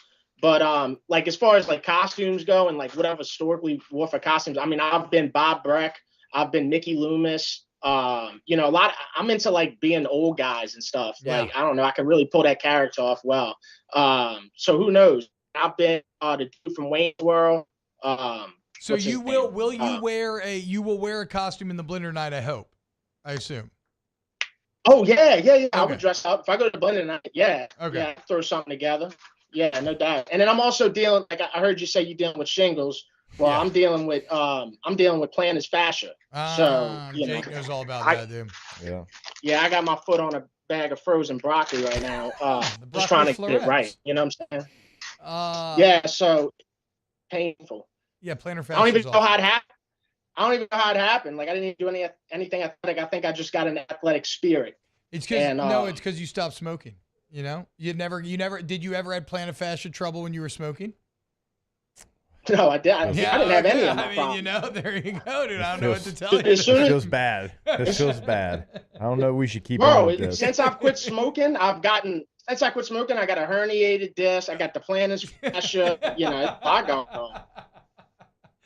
Oh yeah, a classic Don't make any correlation causation debate. All right, Yeah. Dev. So no idea where we're going yet for RB&R Day today, but expect to see our guy Mayo in the Blender night. Like we said, all-time high vibes. How we feeling about LSU-Bama this week, bro? Oh, I feel good, bro. And here's another thing. Like I see a lot of people on Twitter talking about, hey, why is Jaden Daniels not like the front runner for the Heisman? Dude, this is going to be the game that determines that. Period. 100%. Period. And then, dude, one other thing I wanted to mention. I don't know if y'all talked about it enough. Do y'all remember that dude Blake Martinez? Yeah. That quit. Yeah, that quit selling to go. cards. Yeah. Oh, Bro, the card guy? Yeah. Yeah, he got caught. Dude, You talking about the scandal? Bro, Yeah. I was rooting for that guy. And you shammed the Pokemon economy? He scammed the very people that he was supposed to be serving in multiple different ways. I actually went on a deep dive on this about 2 months ago. There was one Pokemon YouTuber who had like multiple 30-minute to hour-long like scam expose videos on Blake and his crew. And yeah, if you don't know what we're talking about, it's the guy who quit the NFL and he was doing like breaks and selling Pokemon cards and stuff. What's the app called that everybody does it on? He's banned from it now. I thought it was called like Blake. I don't know. No, his thing was called Blake's Breaks. That's his company. But whatever, okay, I can't remember. okay. There's an app that people go on and you can get involved with all sort of giveaways where it's like you get the pack that's being opened or blah, blah, blah. And they were just basically cheating their customers in a bunch of different ways. And they got busted for it and they tried to apologize, but then it just kept going deeper and deeper and they ended up getting banned from the app. And it's like all that goodwill, all the good press, all the money he was making evaporated just because Now he's trying to make greed. a comeback. He had a workout with the Panthers, maybe. Oh, no way. Oh, wow. Yeah. So he's back trying to make the NFL again. Oh, Yeah. my God. Because that Unbelievable. card money Well, ain't but- coming in. It's like, bro, like only you could do that with like Pokemon cards because honestly, bro, like that's some fraud stuff, right? So, but to just be back in the NFL after just shamming a bunch of Pokemon is, you know, you could only get away with that Pokemon. And bro, again, because that's the other situation. It sucks because he didn't have to do it. Like he was still making great money. They just wanted to increase their margins and be jerks and manipulate their customers. Like I don't understand it at all. Whatnot is the app that he's selling. That's true. Whatnot. Oh yeah, Whatnot. Yeah. That's what all the card breaking All right, goes down. Hey, Pels tonight, baby. Let's cook, bro. Pels Kitchen. Let's go, baby. Let's go. Get it done. Murder. If they beat the Warriors, the Pels hype train is going to be off in full steam ahead. What do you think, boys? CP3 going to get cheered or booed tonight? I think we should cheer him. Booed. He's not going to be in the starting lineup, so he won't get announced. But no, I know. But when he comes in, yeah, I think we should cheer him, bro. I mean, come on, dude. I agree. You know, especially at the end of his career, it's like, dude, like, you know, I still to this day think the best version of CP3 was that 07 year. Yeah. But It's a magical you know, year, bro. I'm grateful. I'm I'm grateful as grateful. well. I agree with Holden Mayo 100%. I think it'll probably be divided. Like some people will boo, like the younger fans maybe, but he'll get some cheers. Well, all I'm saying is here on OTB, we think that you should cheer CP3. We can all agree? Yes. All right. At least me. Don't want to speak for everybody. All right, I Mayo. also think they Oh, should go ahead. bring David West to games more, bro. Like we never see David West, bro. Yes. That's a great point. Like bring him in. Yeah, agree 100%. They had the mural of him in the facility, so it would be cool to honor D West. Yeah. Maybe bring back like any old Pelican. You know, Peja. Yeah, like Peja, exactly. Ooh, like Peja, that'd yeah, be fun. big I'd be go. down for that. They do from time to time. They had Brian Do they? Roberts on the broadcast the other day. Maybe some more. Oh yeah, great. I was so ecstatic to see Brian Roberts. Yeah. Josh Smith or something. I was waiting for something. That's the only one I remember, honestly, off top. All right. Dev, thank you so much. htmsports.com/shop if you want the RB&R merch. Be on the lookout for RB&R Day. Check out the spread quarter. What's the official name of the podcast, Dev? Oh, it's just the RYB podcast. Okay. And I got it on my YouTube, Snow Lake John. And I do the HTM Live, which is the post-game show. That's on there too. And RB&R All Day. Everything's on there. I'm trying to get my YouTube really to get, Yeah. No, you're killing it, bro. You're doing great work. You take it easy, man. You have an excellent Monday. Have fun at the Blender night. Hold it down for the squad. Who dat? Go Tigers. Go Pels. Let's go, baby. That's it. You already know. When we get back, more OTB. OTB, OT. ITI Technical College, iticollege.edu, celebrating 50 years of changing lives. Remember, this is a local family-owned trade school, y'all. The Martin family have been at this for a while now. And look, if you're a graduate, go check them out on social media. And you can see all the great events they have planned this fall. I was really bummed on Thursday due to this freaking stuff I'm dealing with. I had to miss the Student Appreciation Day, but it's a fantastic event where they have games, giveaways, fishing contests, everything. It's so much fun. The campus is beautiful. It's right here off of Airline Highway. If you want to get an AOS degree in 2 years, you want to get a career, you want to change your life, they work around your schedule, they help you every single step along the way. You want ITI Technical College, iticollege.edu. Yeah, when you go to the website, it's really set up for your success. You can see everything that they have available. You can actually get some admission questions answered right there on the website as well. You can apply on the website, but go see them off Airline Highway as well, iticollege.edu. In times of need, get a full list of phone numbers, websites, and other important emergency information on the Demco Stormwatch page at 1045ESPN.com. The Windsor Senior Living Community in Mandeville, Louisiana is a beautiful, vibrant apartment community geared towards seniors. They are nestled right in the heart of Mandeville, where seniors live a more carefree lifestyle in spacious apartments with the peace of mind that comes from having a little extra help. Call the Windsor at 985-624-8040 to schedule a lunch and tour.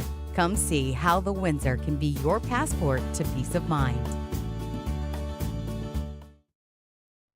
Scooncha, fall in the air. Fall is right around the corner, which means fall fishing is, which means it's time for you to take your boat to the next level with front-to-back boat service in a bunch of different ways. You want a custom stair job, you can have a ton of fun out there on the water. They can do that. What about a spot lock trolling motor? So you stay right where you need to in casting lines. Or sonar that's let you see the fish under the water before you cast. All of your maintenance needs as well. For 38 years, they've been at it and will continue to do so. The Sherman family of front-to-back boat service. Electricity is all around us, and our families depend on it. Every day is sparked by the power of a cold drink or a warm meal, a movie night, and a comforting light at the end of a dark hallway. From sunrise to sunset, playtime to bedtime, our team is ready to take care of your electrical needs. Even in the case of an after-hours emergency, the light in your life shines brighter with Mr. Electric. Would a couple that just came from a couples massage have any use for the massage seats of the Infiniti QX60? Yes, it appears they would. With driver and passenger massage seats, mute all your notifications and feel infinitely you.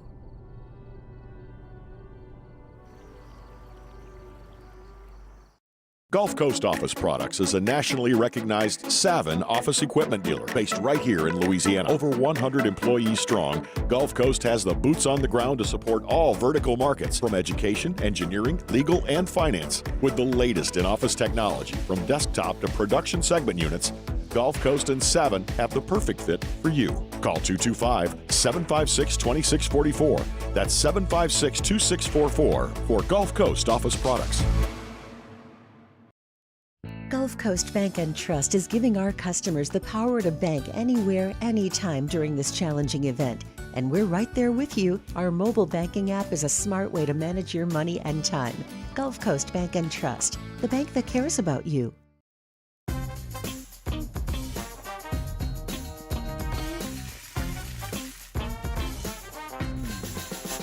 Monday edition of Live at Lunch from Finbomb, Sushi Burrito, Poke Ramen at Burbank and Lee. Recapping all the college and NFL action and previewing, yes indeed, it's LSU-Bama week. That's 10 a.m. to 1 p.m. Monday from Finbomb on 104.5 ESPN Baton Rouge. All-Star Toyota presents Off the Bench with Hester and T-Bob. ESPN Baton Rouge, New Orleans, Alexandria, and 11:30 The Tiger. Anthony Rinkus saying our boy Zion about to go crazy tonight. I'm feeling it. I mean, the Warriors is a great matchup for him. We haven't seen much of him against this team, but yeah, they don't have too much size. Well, and it's a big stage, right? As he's re-announcing himself to the world, getting to take on Steph and company is always going to be a big one. I always enjoy Draymond and Herb Jones going up against each other because Draymond tries to play all these mind games, and Herb is just the most like chill, non-reactionary person ever. It's usually fun to watch. Yeah, Herb just keeps it very stoic. Yes. Which is what I want out of my defender. Like last time, Draymond was yelling and screaming all in his face, and Herb just looked up and said, "Yo, Kerr's taking you out the game right now." And he got subbed out the game by Steve Kerr. That pretty much sums it up. Okay, you've given me now something else to watch. Kind of exciting, man, to have some good sports on a Monday night to dive into. I'm glad that it's that time of year. So that one time where you have MLB, NFL, NHL, NBA all on the same night. Yeah, we didn't even talk about World Series. That seemed like it was popping off all weekend, dude. The Equinox, sports Equinox. The number 53 is so hot right now. It is. What is it, Aroldis Garcia, who just keeps making crazy plays? So I saw the first game walk off. What happened in game number 2? Didn't the Diamondbacks kind of win? Diamondbacks win. They controlled it most of the game. Okay, so we're looking at 1-1 after. Yeah, 1-1. Okay, hell yeah. Shut up. MLS playoffs as well. Oh, I even watched, I forgot to finish it and check it out, but I was even watching a little Kentucky LSU soccer during some of the commercial breaks yesterday on the SEC network. Do you know who ended up winning that game? 10 seed versus 7 seed? I do not. I'll have to look it up.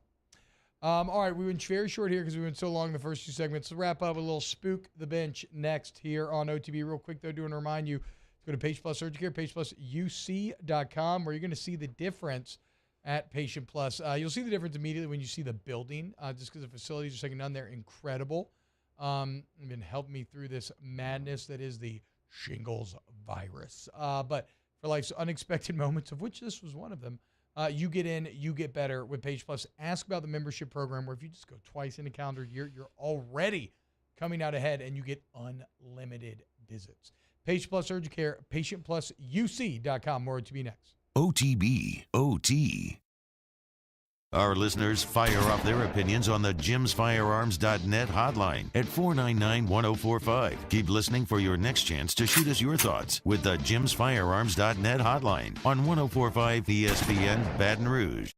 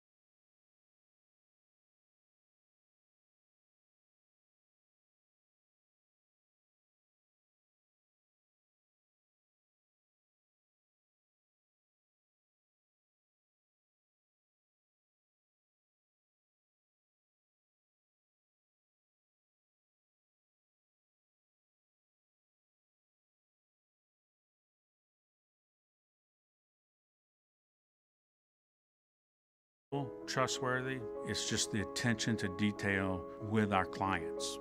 Our folks have years and years of experience. They're highly trained professionals, but many companies have that asset. What I'd like to think makes Luba a bit different is that we use those talents in a way that truly is dedicated to serving the needs of the folks who depend on us. Dylan Cruz here to tell you about Six Rings Baseball and Softball Camp. If you live on the North Shore and play ball, go to Six Rings Camps with former LSU assistant coach Dan Canaveri. His knowledge is second to none, and your child will improve and have fun doing it. Camps were held at Coquille Park and Six Rings Academy in Covington with 4 sessions over the summer. Full day and morning only sessions are available from ages 7 to 13. Go to sixringsbaseball.com or call 985-206-9096. Learn the game to love the game. The interior of an Infiniti is thoughtfully designed to be all about you. And by you, we mean every version of you.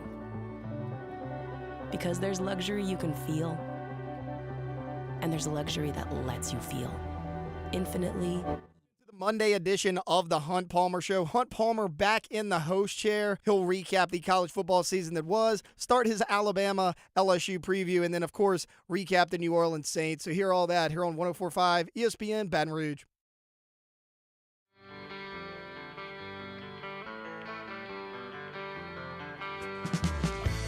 OTB OT with Hester and T-Bob on 104.5 ESPN Baton Rouge and 94.7 ESPN Alexandria. Yo, what's happening, y'all? Welcome back to OTB. It's time for a little Ask the Bench. Brought to you by Cold Curse Light, Busy Hard Seltzer, and Blue Moon Light Sky Citrus Wheat. Hope everyone's having a great day. Let's go ahead and dive in. Ask the Bench. Think the Lady Basketball team can repeat with who they added? Yes. I mean, if they could win it last year, then, like, absolutely adding Haley Van Lith and returning Angel Reese, like, yeah, I'm not going to say that no. And, like, the nation's best high school recruit, yeah, too. So absolutely yes. In fact, I would bet on them to do so. And I will bet on them on the DraftKings Sportsbook app. Ayo. And remember, right now, NBA is back. And let's say you just signed up for the first time, use the promo code Baton Rouge. You can bet $5 on the Pelicans tonight. You bet $5 on any NBA game, you get $200 instantly in bonus bets. Always remember, though, for returning customers, we got great NFL game day deals going down every game day, including today. It's a Monday. And you can do your same game parlays in any sport, your multi-game parlays. You can do it between sports to make those paydays even sweeter, because the bottom line, basketball is more fun when you're in the action. Download DraftKings Sportsbook app now. Promo code Baton Rouge. The crown is yours. 21 or older, physically present in Louisiana, select parishes only. Bonus bets expire 168 hours after issuance.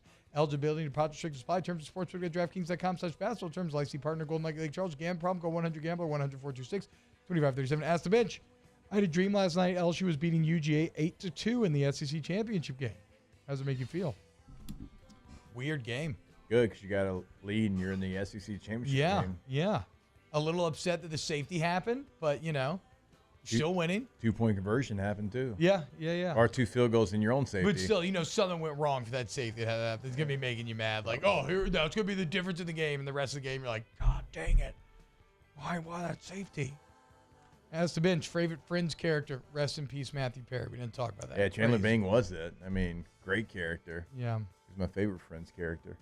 Ask the Bench, do you think the bye week will remain before Bama after Saban retires? I mean, it's not just that it's before Bama. The bye week's very well timed.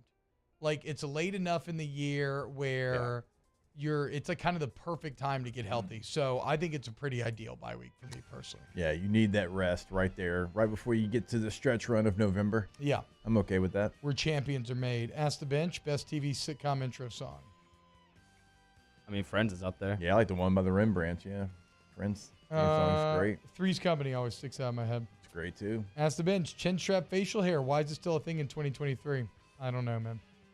Lafayette. You'll have to go out west for those answers. Same reason why nose rings still are? Not true at all. What? Nose rings are infinitely. Sorry. Like, Do you have chin strap beard? You'll at least see a nose ring. You're like, oh, that looks cool. Like, when have you ever seen a chin strap facial setup and been like, That's good. I always think, That's how, a good choice that how person long made. did it take you to edge that up? Yeah, I know.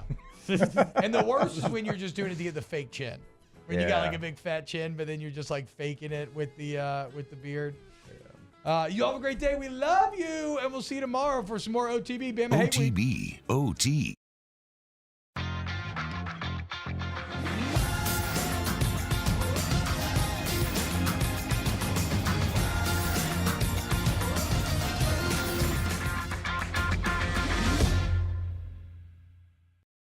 The world's leaders in obesity research, obesity medicine, and obesity science are right here. We're doing something that no one's ever done or trying to answer a question that no one's ever asked before.